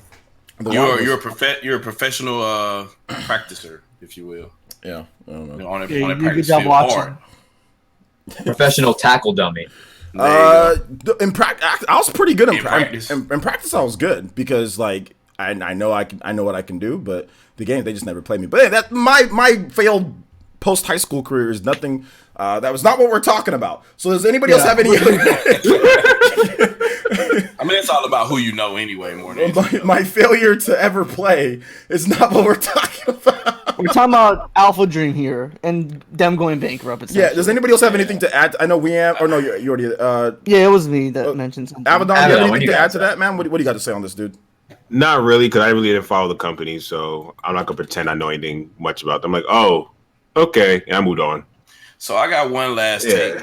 Yeah. And my only thing with that is it's sad for them because they picked up on a franchise that I mean Nintendo didn't really need their help to develop that because Nintendo still has a slight partnership with Brownie Brown and Camelot. They don't really need if they needed somebody to develop a Mario RPG series, whether they're tongue in cheek or quote unquote serious like the Square one, they could still do that. So I don't think there's Nintendo is like no skin off my back. So unfortunately, I would love to see a real Mario RPG though, like the one we had on Super NES. Man, I'd like to see that too. That would take Square Enix because Square Enix mainly developed that one, didn't they? Yeah, Square. They was called Square back then. They were just called Square. But or Squaresoft. There's one or the other. They could replicate that game. That game was only one game though, and that was Thousand Year Door. That was the closest we were gonna get. Yeah, that was from Intelligent Systems, I believe. Mm-hmm. Yep. Paper Mario. Yeah. Well. So now we have them. We have Intelligent Systems, Brownie Brown, and Camelot. Great. Yeah. I really hope Intelligent Systems gets to be next in the line of Paper Mario. They could, but it seems like they're really gonna go ham on Fire Emblem. I think we're gonna get a remake coming up. Within the next year. Please make it Raven Dawn teleseries. I think Ike would probably be like. I mean, I think that's what they should go with next. Would be like a Radiant Dawn, or Path of Radiance. Something with Ike. Imagine both of those ported to Switch. I don't know about two. If it's gonna be like a Shadows of Valente, like a complete remake, they're gonna need the whole team to kind of. Like I said, it would be first one game, then the next game. But I think also they could go back even further. If they kind of want to play off of this whole, if they want to play off like the tug strings of like Fire Emblem Awakening, they can do like Genealogy of the Holy War, which has kind of like a second part or something like that. I mean, they could do that. I mean, there's a lot of good Fire Emblem games that they could do. They should just remake Gracia 776. Yeah, that's true. That's what they should remake. Oh, wait. Yeah, I heard like that the story for that game is super dark. It's nuts. Yeah, that story is it's super dark. Yeah, it's I it's love horrible. like the Raiden Dawn story, but freaking that 776 and Geology of the Holy War goes like a whole nother level in terms of like how crazy things can get. Yeah, absolutely. All right, well, we are going to move on. No more remakes. Wait a minute. I agree. We Did need Baron more say that? Nobody asked you. No more remakes. Wait, Baron, damn you it. wouldn't want to see a remake of an older Fire Emblem game? Of Raiden Dawn Listen. in HD. No more remakes. But wait a minute. You wouldn't want to wait, hold up. You wouldn't want to see a full more. remake of one of the older Fire Emblem games that are like on the Super Famicom or something like that? You actually cut out. No. Just an OJ. I didn't hear you. Okay, I said No. that he wouldn't want to see it. Why would you not want to see something like not that? right now. No, not right now. We having too many remakes as it is. No more remakes, man. But those would be good because a lot of people didn't get a chance to play Three them. Houses. They just released a brand new AAA game, which was Three Houses, and they went like full scale now with like voice acting, clean visuals, great gameplay, great story, that kind of stuff. The visuals are better in Sword and Shield. They better than Sword and Shield, but you stretching it with that clean stuff. But This is my take. Potatoes It looks do look like clip art from Microsoft Word. I know I like the graphics, but it was definitely lacking a little bit. Nothing to the level of Sword and Shield though. The water looks beautiful. okay. In Fire Emblem 3 Houses. I can sort of take that, but I still think the game looks overall clean. Not like mind blowingly like gorgeous, but it just looks clean, works. polished, It a works. bit, that kind of stuff. Yeah. It's just It's my take appealing. first. It's appealing to I the think a eye. lot of people feel the same way. Like, I mean, obviously, it's not like the greatest thing ever, but Fire Emblem Three Houses, it's about content. It has more content than all these games that have better It's not graphics. Death Stranding where You it's know all what about really- graphics. How about the You wife? know what really makes Fire Emblem is that art style. That's what really makes it eye pleasing per se. Yeah, I agree. You know what I mean? Art It's that style. art style. Can them people get feet though? He was on Fire Emblem Awakening, they didn't have feet. I like those little tubble stoves. Dude, Fire they Emblem, had. Fire Emblem Awakening, like the graphics in that game, literally, if you go back and look at it, you want to talk about graphics. Go back and look at Fire Emblem. It looks like a freaking Bob Ross painting. You know what I'm saying? It looks like literally a blur collage of environments and stuff. Go back and look at those games. By the way, people say, "Oh, Fire Emblem, it barely looks better on the. It barely looks like a 3D. It looks like barely better than a 3DS game." I'm like, bro, you did it. I put between Fire Emblem Fates, all the versions of Fates, all that stupidity, and between Shadows of Valentia and Awakening, I probably put around 700 hours between all those games. So I averaged a lot between those games and the DLC and everything. And trust me, I know those games in and out. And those games' graphics were horrible, all of them. Okay, like they're all really bad. 3DS game, didn't look that good for a 3DS game. Even for a 3DS game, Yeah. it didn't even look that great because you had stuff like you had Dream Drop Distance. You know, you had Resident Yeah, Evil Dream Drop Revelations. Distance Street Fighter was 4 looked pretty clean. really nice. On the Yeah, 3DS. and obviously these are games that have nowhere near as much content as Fire Emblem. But back then, Fire Emblem didn't have like an open world or like a monastery or anything like. It didn't have all that. It literally was just set pieces where you go into there. So it's not like they had like, oh well, what were they using? You know what I'm saying? Like, because like there's so many games that like that were bigger in scale and looked way better. So it's not like Fire Emblem 3, like Fire Emblem, Three Houses that has like a huge monastery that has like huge battlefields that has way different like draw distances and everything they're doing is way different. But Fire I'll tell Emblem you what I 3DS. do want to see though. I'll tell you what I do want to see. What do you want to see? There's so much. What can I say? The foundation is set with what they did with Three Houses. I would like to see them build upon that because there was so much untapped potential in the monastery that they didn't use, especially with interacting with the environments in the monastery and doing other things with them. Are you trying to pet the dogs and the cats? Or are you one of those people who really cares about that? Hey, No, listen, I'm there's a saying- dedicated Twitter account for that. You can pet the No. dog. There is. I don't care about It's that. nuts. I'm talking about stuff like interacting with the world. You got a whole horse stable, but you don't do anything with horses. You know what I mean? So it's like That is weird true. stuff like that. It's like Well, you want to there's feed so much you want to feed potential. the horse like No, like how an apple or about I something? actually People, they die in do some battle. horse riding stuff to help my horse riding rating in my character or stuff like Like that. You know what I actually mean? physically doing the training and physically doing the stuff like learning. that. Yeah, it's stuff in there they can really expand upon. So I would like to see them like. I don't want a direct. I would love a direct sequel to Three Houses, honestly, but it don't have to be a direct sequel. But take that foundation they made right there, build upon it. Obviously, work on the graphics too, because I think they can push the boundary there. But also work on that open world aspect, because you had a lot of good untapped ideas in there that they didn't use. How would they even do that? How would they make a sequel? I beat the game. I played one of the routes, and obviously the There's way the story. game works, I'm not going to spoil it. Added But characters. people die. That's just what it is. You just basically what they do is that you just take it and it's like generation later. This is what happens. Like this is what happens a gen later. It could be Makes like that. sense. Like Fire Emblem Awakening it's not a sequel to the original Fire Emblems, but you can tie things back to the original Fire Emblem and the sequel. of Fire Emblem. They are because aware. Crom was like the extendedness of Marth or something like that. Exactly. So it's looked upon as like this is kind of a sequel, but not really. These You know, my babies. But I'm saying when it comes to Three Houses, the whole concept of the monastery and the students, you can continue that forever. You know That's what true. I mean? There's Yeah. really Well- you can continue that forever, and some people did survive. So that's an easy sequel right there. In my eyes, it's easy. I don't know if they should go like a direct sequel. I think they should do like generation later. Like Yeah, I don't think they should do a ties back- direct. Yeah, I wouldn't Yeah. mind. Descendants, basically. yeah, Descendants or like because Are we gonna have a new Byleth, or is it gonna be the same Byleth you went to sleep for another 100 years? it can be like a it can Because be you like literally slept for like 12 years total, and Or just have Ike come out of nowhere and make me buy the game. yeah. Like Liam really wants Ike to come back.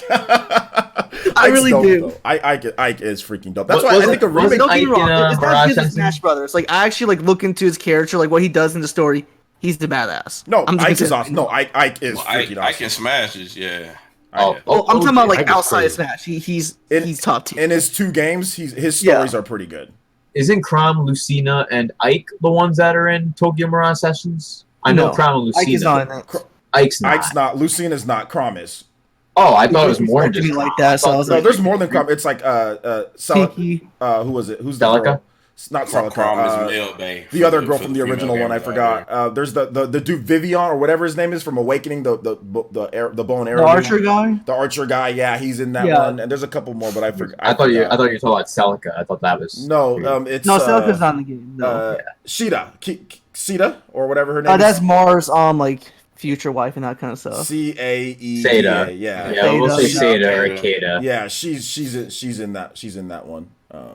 So she's there. And also Yeah. Tiki, from what I know. Tiki, yeah. Well, Tiki's Yeah, an actual But like that was super obvious. Tiki's I an can't wait actual for that like because I never played it. character in that game. Like she's like an idol or she's like a singer or whatever. Like whereas the Mirages, that's what the Fire Emblem characters were. And I thought at first I thought it was cool, but it actually is pretty stupid.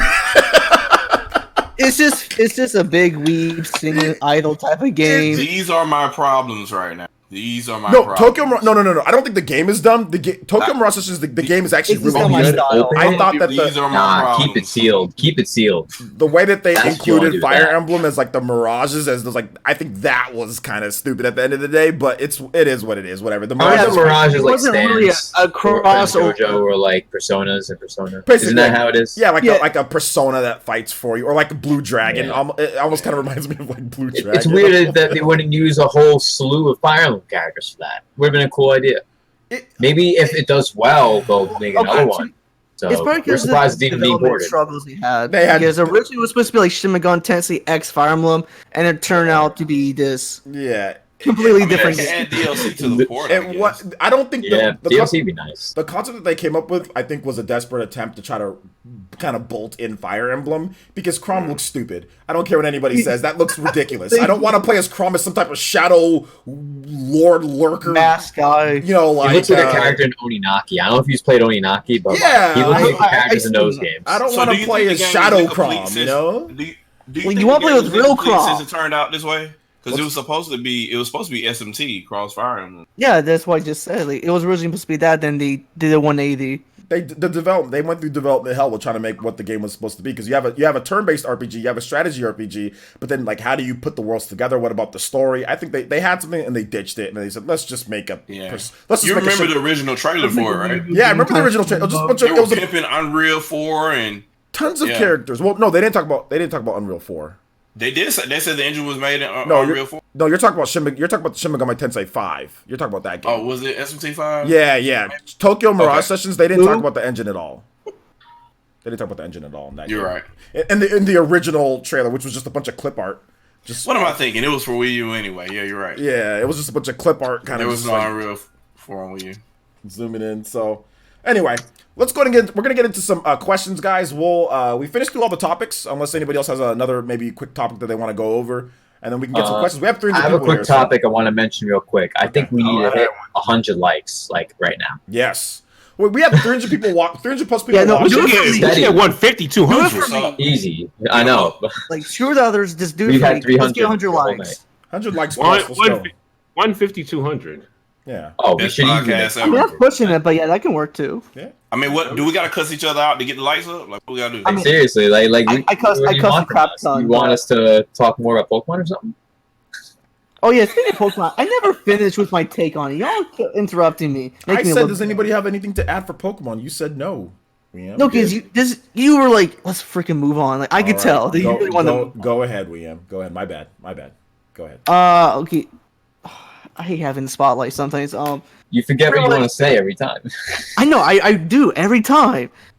Pretty much, I'm not excited for the game. I thought it was cool that they're gonna have 18, but it turns out it's 8 with a couple of differences. That's fine.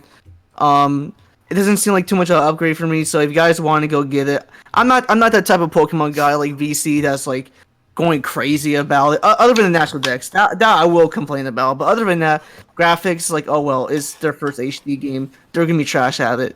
I have my expectations unchecked. That's pretty much it. I got a question for you though. All right, let's go. What's up? Bring it on. How do you feel about those N64 trees? He already mentioned that. He already mentioned No, that. no. I want to know how he feels directly about a game in 2019 having an N64 tree on the field. It depends on what type of N64 tree it is. Yeah, is it super blurry? Is it super clear type of N64? No, I mean they ripped we it straight from talking- Ocarina of Time. That's Okay, so we're going 480p Ocarina stuff. Time ain't that bad. Like, now, if you talking about Quest 64, that's different. I think it's talking about like pure resolution, like it's 480p kind of stuff. No, the texture looks like a N64 Blurred I tree. think you talking about the model too, being simple. Yeah, the model. It looks. Hey, I mean, it's somebody- shinier than an N64 tree, but OJ, it's pull still. it up for him so he can see.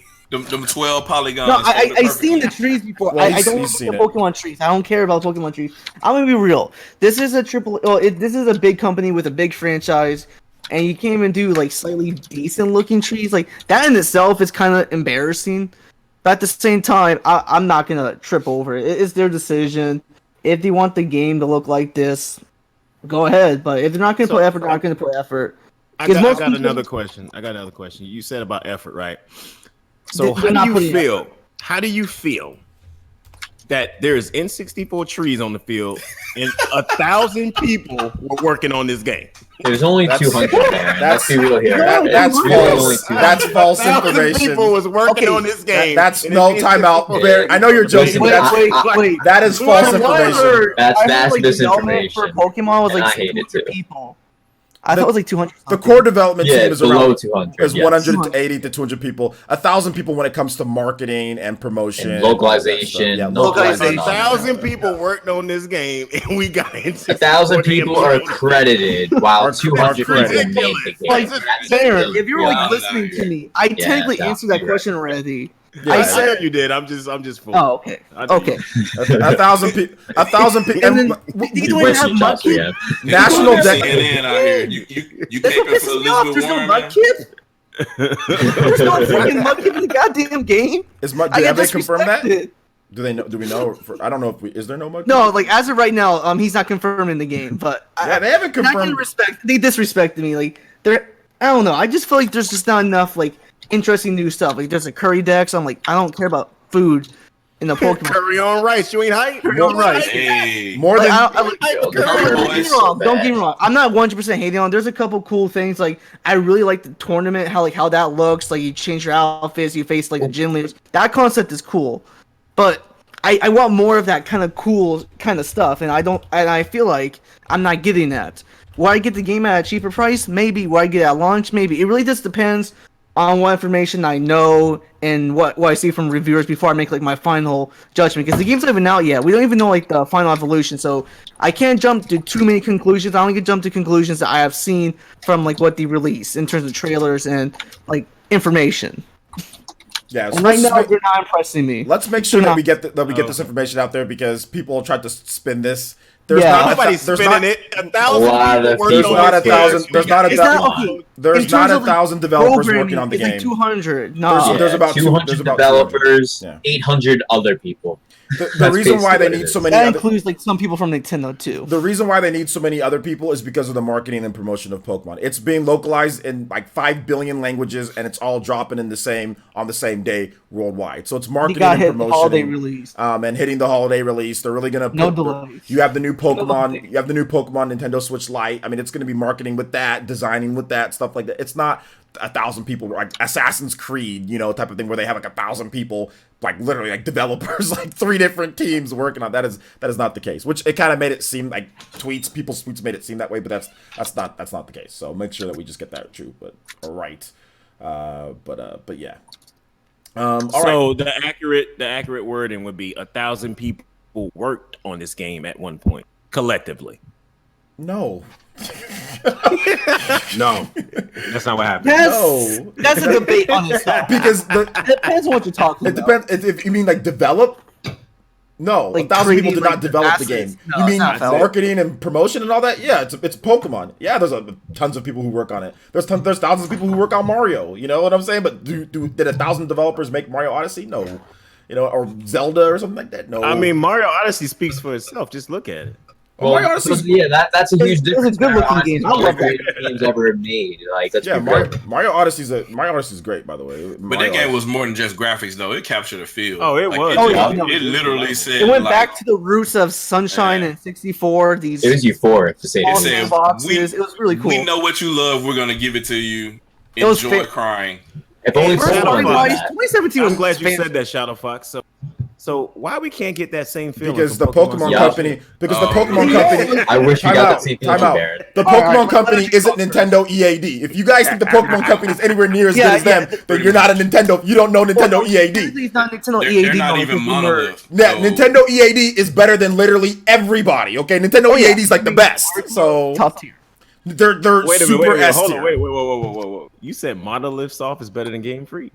Yes. At this point, yeah. Yes. It's not even close. I play Xenoblade. I agree. Freaking Soft is 10 times better. No, 50. Monolith is helping Nintendo with their shit. They help build Breath of the Wild. I agree with that. Exactly. I was shocked.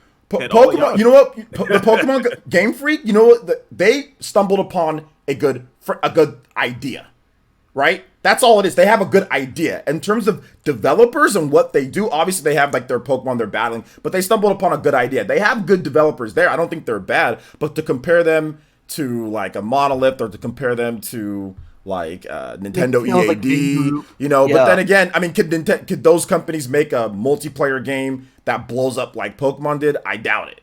You know what I'm saying? I highly doubt it. So to give Game Freak some credit, they do make a multiplayer game that people really like, but obviously when it comes to other things with game development, maybe they're not quite as good. But I doubt Monolith or Nintendo EAD could make a multiplayer game as good as like they do. But hey, it is what it is.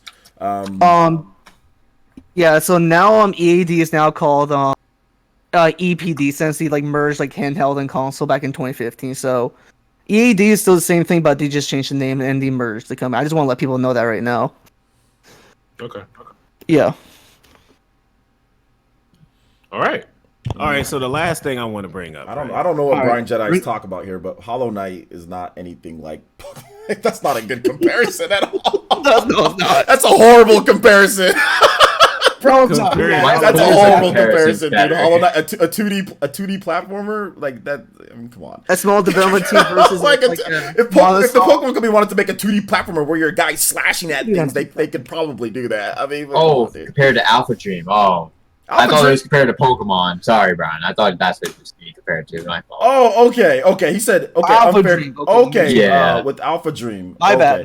That's not. I don't think thought you were comparing Pokemon. Sorry, Brian. Yeah, I thought you were too. My bad. I thought you were too.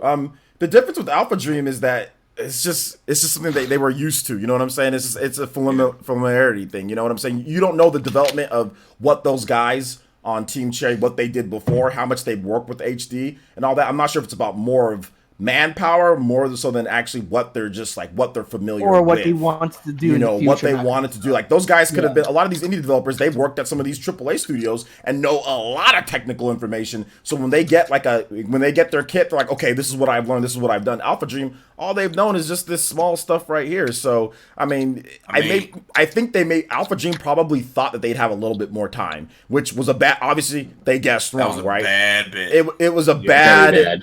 They probably thought, hey, we can release this one more time. We can get this, and then we can take some time to make the transition. No, you had no time. You know what I'm saying? Yeah, literally, after Superstar Saga, they should have went for the next new installment. Exactly. Literally, they ruined it. The Bosons are a completely independent team, and they were like, we got to make this Shantae HD. And they got on that ASAP. So, and they were on GBC at the same time that Alphadream was. So, Alphadream made a bad call. Basically, they banked wrong. You know what I'm saying? Like they took a shot and they banked wrong, which we've seen it before. We've seen it happen before. You know what I'm saying? Like we've seen it happen. And sometimes it works, and sometimes it doesn't. Yeah. In this case, it really didn't for them. Like for what was it for Take-Two? Like people are saying, well, wait a minute, why aren't you releasing Grand Theft Auto on PS4 and Xbox One? Shut up, we'll release it when we feel like it. Now look at Grand Theft Auto. You know what I'm saying? Like people were trying to tell them, oh, I can't believe they're releasing Grand Theft Auto in 2013 when the new systems have come out. They're like, and? You know what I'm saying? We'll put the PS4 version out when we feel like it, you know? And they took the time, they got to know the systems, and they made a high quality port of Grand Theft Auto, not a cheap, sketchy, garbage port of the game in 2014 or 2013, you know, to rush it out there like everybody else did on the PS4, like EA with Battlefield 4 and all that crap, you know, like get this trash out of here, man. I totally forgot that game even exists because it was just so irrelevant to me. So OJ, you made there. So basically, that did right. What'd you say? I said you made a good point right there. Okay, go ahead. What's the point? That's the first. And I'm basically saying, you basically saying that Game Freak should have did exactly what Rockstar did. Yeah, they probably should have moved over to HD development sooner, which Miyamoto already I said. agree with that too. Yeah, I mean, I think Nintendo would have told you. Everybody would have said they probably should have moved over to HD development. Like the Wii should have been a baseline HD 720p how much like box. That? You know what I'm saying? saying? Like, GameCube. yeah, The Wii was a GameCube. Yeah, they should have went a little bit more, but they were scared to death because of the GameCube sales. Like when you're scared, that's what can happen to you. But yeah, I think everybody can admit that. Yeah, Nintendo should have went, and which caused trouble with the Wii U. You know, when they got the Wii U going, that caused HD development caused them trouble. So yeah, Game Freak obviously should have went to HD development a while ago, but they banked on knowing what they know. It worked out for them though because they're going to be afforded the time to do it. Right? Let's Go Pikachu and Eevee, 10 million sold. This game's going to sell 10 million. So unlike Alphadream, they're going to be afforded the time to transition. And they're gonna make their money, all that good stuff. Yeah, they're going to make a ton of money. It depends what your take on it is. Yeah.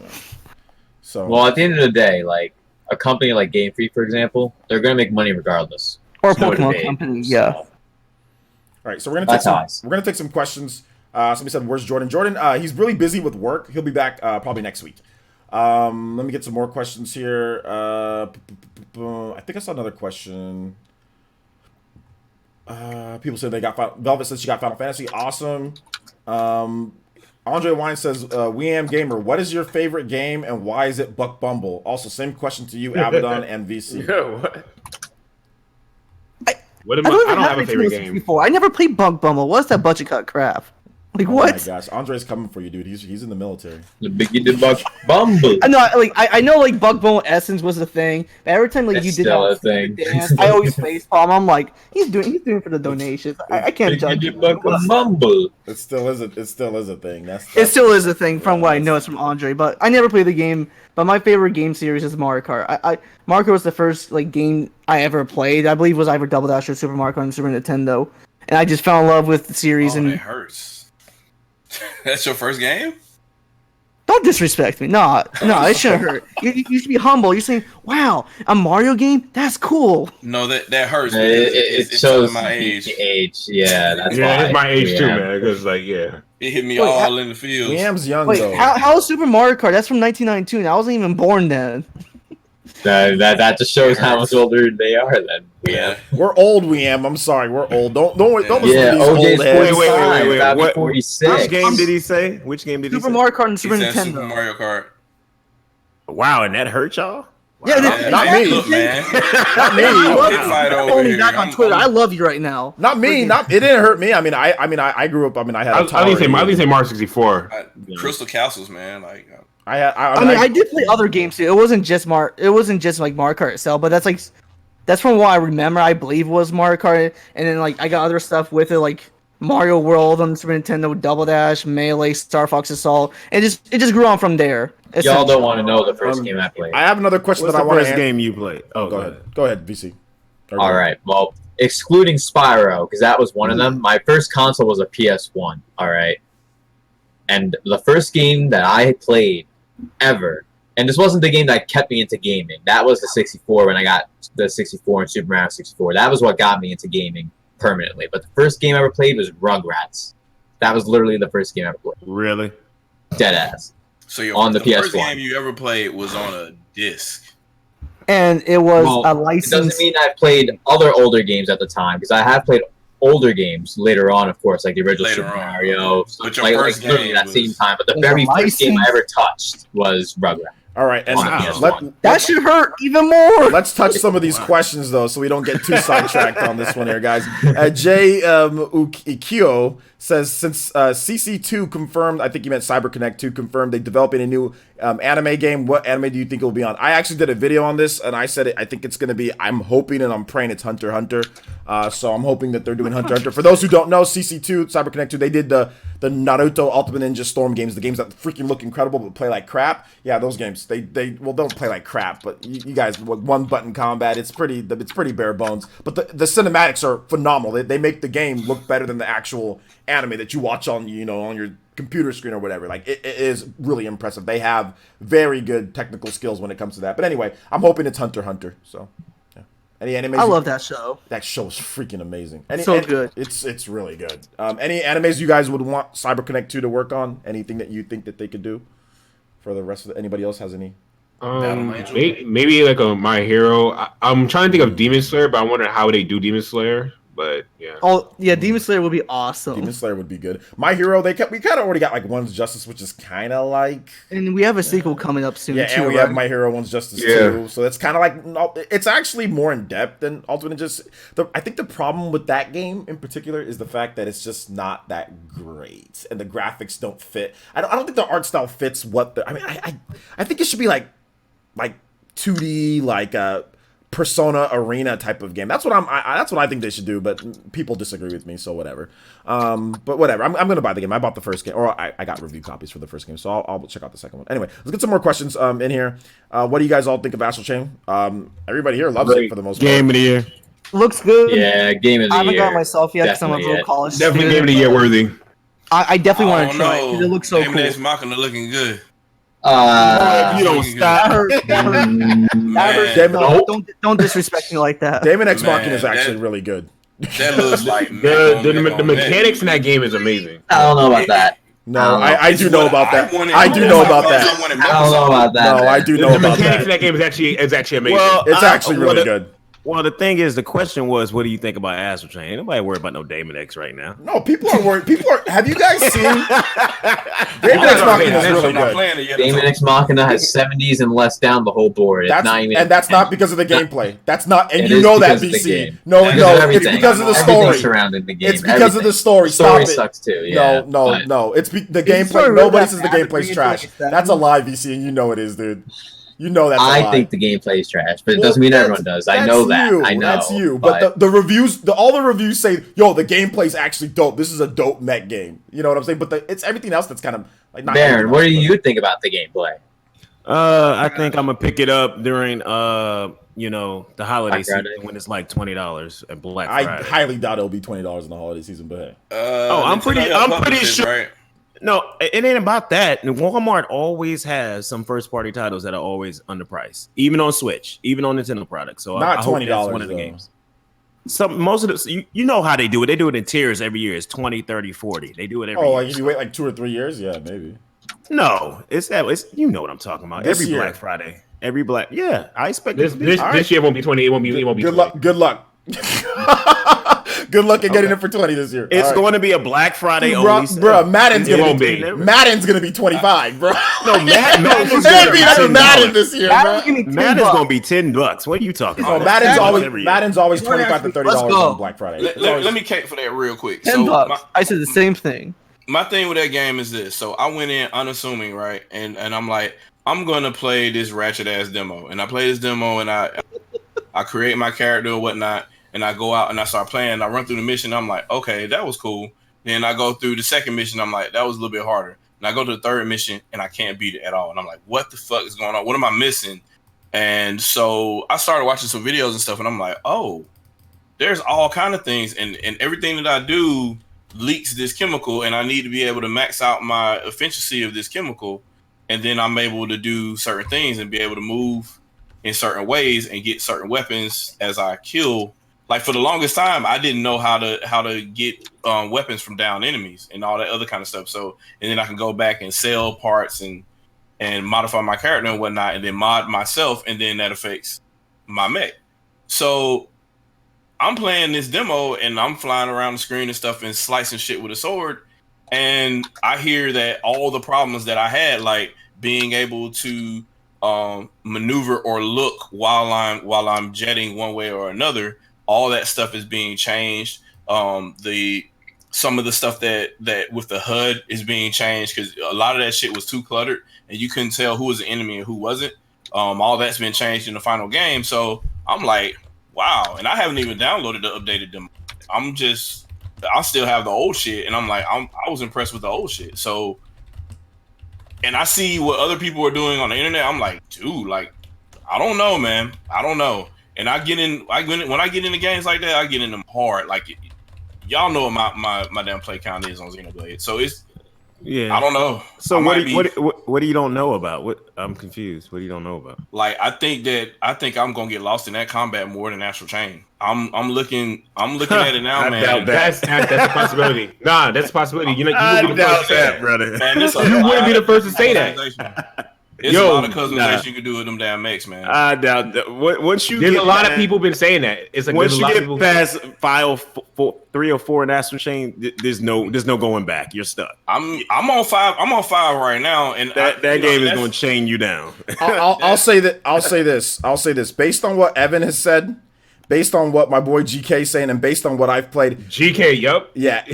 and based on what Japanese people are doing, and I'm like, okay, how'd that happen? It's pretty nuts what you can do in that game. I mean, I think Astral Chain is overall more polished in terms of everything, like story, graphics, like everything. It's more polished, but people, only because of stupid Marvelous, people are obviously sleeping on the claiming game. videos. They sleeping on if people could make the content like if they would have let Evan show off the content that he's talking about and let GK show off the content because we're content creators, if they would have let us done it, we could have, and it would have been on John's channel on Spawnwave. People would have saw like the crazy stuff, but nobody saw anything. So whatever. Yeah, it would help their sales potentially. Yeah. Nobody saw anything. Nobody can do anything on it. And obviously, if you're a content creator, you got it. You do this for a living. There's tons of some crazy stuff with that game. There's tons of games. We don't have time to be sitting here and just doing it for free like working for you where they claim the revenue. Like, no, nobody's gonna do that. And that's Marvelous fucking up. I don't know what their deal is with that, but their internal team made this game,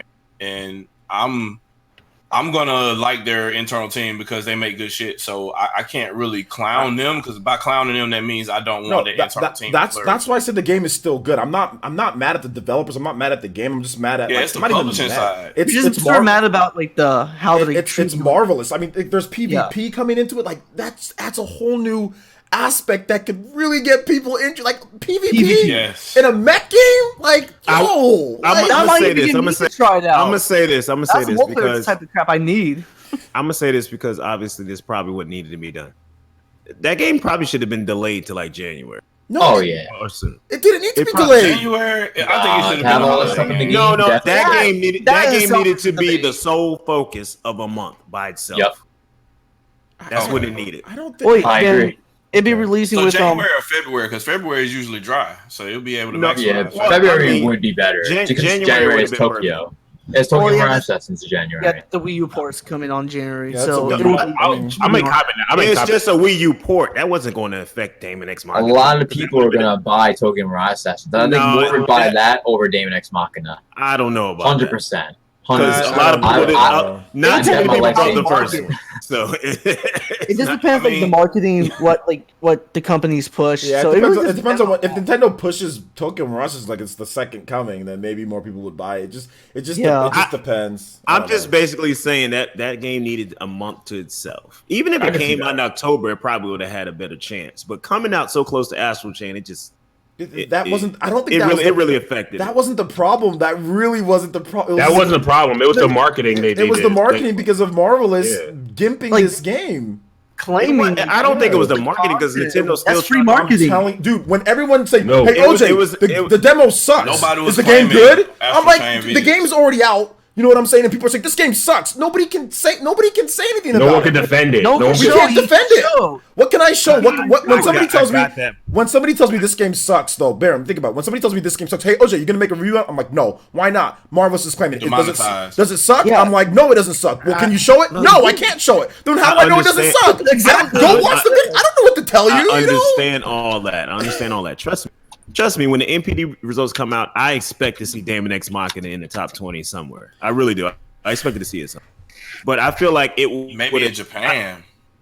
In Japan it was in the top 20 for a bit, but it's not there anymore. I expected in Japan. I don't know about here. I don't know how. I think it would be here. I think because I don't think so. There's gonna be too many people focused on Borderlands 3 and Gears 5. So that's only 2 spots out of the whole thing. You gotta understand.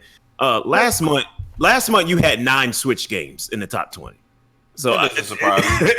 So it's like you know what I mean. So it's not going to be crazy to think a couple of more will show up this month. I just don't know about Daemon X Machina when nobody's talking about the game. Like nobody's talking about it. Hey man, Jenny in the chat, man, you're wrong. It's not even the top 30 before he played Shin Megami Tensei. Before he played Tokyo Mirage Station, I'm like, why you sell your Wii U, man? Why you do that? Well, the Wii U was pretty much dead at that point. The Wii U, Tokyo Mirage just came out. Nintendo the worst year of the Wii. And then you had Breath of the Wild after that. So the last 3 games of the year were like they released Pokemon Tournament, Twilight Princess, and Tokyo Mirage Sessions, and then they were done with the Wii U. And Mario Maker, I think. No, Mario Maker was the year before. What was that? Star Fox. No, it was either Mario Maker or Star Fox. OJ, you have Daemon X Machina, right? Yeah. All right, so if I had to choose between 2 $60 games for this month, because I'm only buying 1 game this month, Dragon Quest 11 or Daemon X Machina. Dragon Quest 11. Dragon Quest 11.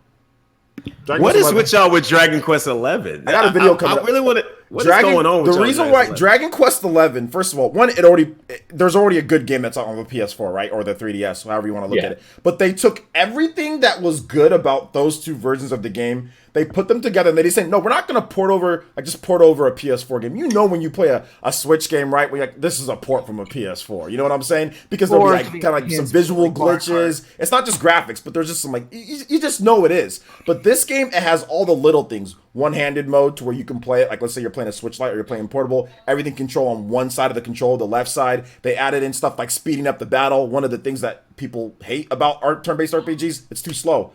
You can speed up to where it's super fast. They have it to where they added a bunch of extra content into the game.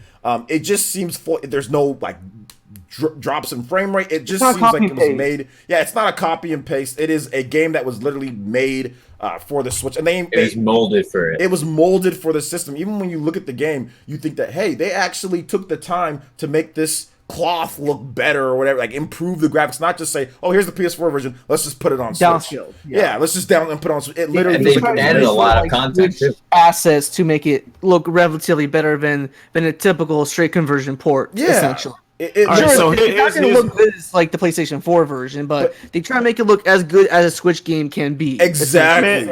As good as those 2 games look identical to me. I don't care what anybody. It's just resolution. The geometry really look exactly the same. Yeah. It's just the PS4 version. It's cleaner. If you're playing on a PS, because the game is PS4 version looks better. Yeah, it's on a PS4 Pro. If you're playing on a PS4 Pro and I'm playing on a 4K TV and it's checkerboard, it looks just way cleaner on a PS4. What we talking about? We talking about Dragon Warrior, Dragon Quest. I'm talking about just a base PS4? Because honestly, a lot of people don't have a Pro, so I don't. Base know why PS4, it's still cleaner. Resolution, it's still cleaner. Yeah, it still looks because clean. I watched a lot of gameplay of both, and I'm like, they look exactly the same. Well, to be fair, you are dealing with like video compression too. Yeah, YouTube That's a good video point. compression. Video compression. Yeah. You're doing on a YouTube.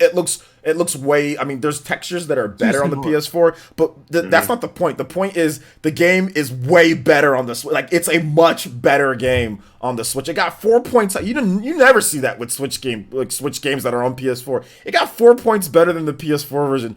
Purposefully, like people see all of the quality content that was added. There's some cool exclusive costumes. There's some stuff that you can like. They improved it to where, like, let's say you're on your horse. Like if there's a weak monster, you can just kick them. You don't even got to go into the battle animation. You just kick them off the screen. You can ride different animals down. Like you can ride like saber cats and all that. Speaking of riding, I know y'all seen this tweet floating around. What tweet? Oh, y'all ain't seen it? I'm gonna have to send it to you later. What tweet is it though? It's a tweet where I think they're riding on a horse, but they're looking like they're doing something else. Yeah, I saw that tweet. From who? The Netflix tweet. The Netflix tweet. Oh, Netflix made a tweet about. Okay. Netflix. Well, No. It's a Netflix tweet. Hold on, I'll send it to you. Send it to me DM on Twitter. It was hilarious. I was like, "What the hell is going on in this game?" You know, when your TV go to sleep, you. That was funny. That was absolutely. Is funny. there any games we're gonna end up on this one because we've been I have you guys here for way too long. Cool Flair says, can you ask everyone what they regret the most buying on Switch? What's your biggest regret? I'll show it to you guys. Regret buying on Switch. Liam's gonna go get the game. Anybody? I don't even know how you have a regret on Switch. I definitely have a regret. Let me just go get my Switch. There's a handful of games that I honestly. And the worst part is, let's see. I played this game eShop stuff. End of the story. I live streamed it, and I was depressed the whole entire time. This is a crappy story game. What? Oh, you didn't like that? I actually liked it. No, it was stupid. Freaking, you have this team, and you're just a one-man army. It's like what your team does. Your team does jack crap, and at the end, it was just weird fan service. Wolfenstein 2. Wolfenstein 2.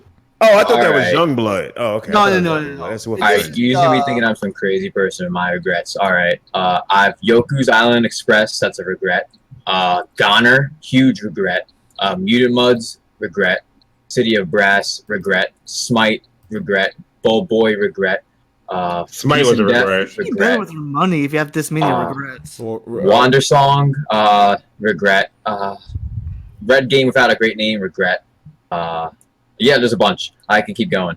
But the good games, I can go about that even longer. Animus, great game. Heart and Slash, great game. Bleed 1 and 2, great game. Shantae, great. Donut County, great. Pool Panic's amazing. Bloodstain, the first one, way better than Ritual of the Night. I had to delete that because it kept crashing halfway through. Couldn't even finish the game. Flint Hook, great game. Like, there's so much great stuff so on much here. you regret. So let's not. Right. You have like 100. Like, you have like 20 games. So let's not take up all the time. I literally. All right. So VC, so you literally just download stuff for the hell of it. Maybe. Not for the hell of it. It's whenever I see something that looks like a good quality game, I go for it. I give it a try, and if it's not good, it doesn't get more than 5 hours of play. Anything you regretted, Avedon? On the Switch? Yeah. Any regrets? Hold up. Come on, Switch right here. Not really. Let me take that back. Wolf 2. Somebody being savage about arms in the chat. Stop. No, Arms is pretty cool. Arms is good. I can understand why somebody. Okay, hold up. Before we move on, what is your problem? I don't have arms, by the way. Like, I don't even Arms have was good, bro. No, I can see why somebody would regret buying Arms. But it was definitely a solid, good. Like, it was like 8. You know what? I regret Pocket Rumble. That's a game I regret. Pocket Rumble. Okay. Pocket And Rumble. even though it was given to me for free, I still regret it. Shaq Fu. That's the biggest regret. You hate something for free. Shaq Fu That's the biggest regret. Was a regrettable game. My biggest regret. I mean, I don't have many, but the only game that I can really say, like in terms of playing, like actually wanting to get like Wolfenstein, like the one that we showed, that Wolfenstein 2, that game's trash. And then also Has Been Heroes. I don't like that game at all. Has Been Heroes. Yeah, I don't know why you bought it. You just gave money to GameStop and they're going out of business. I don't know why I got it, but it's I don't have any. One of those regret games too. It wasn't that good. GameStop is like the slowest death ever. That was back in 2017, wasn't it? Has Been Heroes? Has Been Yeah, Heroes, it was like almost like a launch title for the Switch. Oh, I totally forgot about that game even existing. That one would be real. Yeah, Has Been Heroes, man. They did a big update that made it a lot better, apparently. But I can't stay like it was a. This was my first experience, one of my first experiences with rogue games, and I didn't know it was a rogue game before rogue. And you guys, I mean, you guys don't know, but if now you're gonna know, I hate rogue games. I don't like the aspect of rogue games. It should be a mode. It should not be a whole game based around you die and you go back. That should be a mode in a game. That should not be what you base your whole game around. And I'll say that forever. Developers, make rogue modes, not the game. It should be an option, not a whole game based around you dying and going back to the game. I hate that concept. I don't care how many people tell me, but Dead Cells. But I tried Dead Cells, and yes, Dead Cells is great, but I don't want to go back to the beginning of the game. I'm not dedicating my life to trying to beat your game. No. Yo, OJ, I found a tweet. Go check Twitter. Okay. Well, we're gonna go ahead, guys, because like we're already going for 2 hours and 12. So we're gonna go ahead and we're going to wrap this one up. So VC, can you tell everybody where they can find you?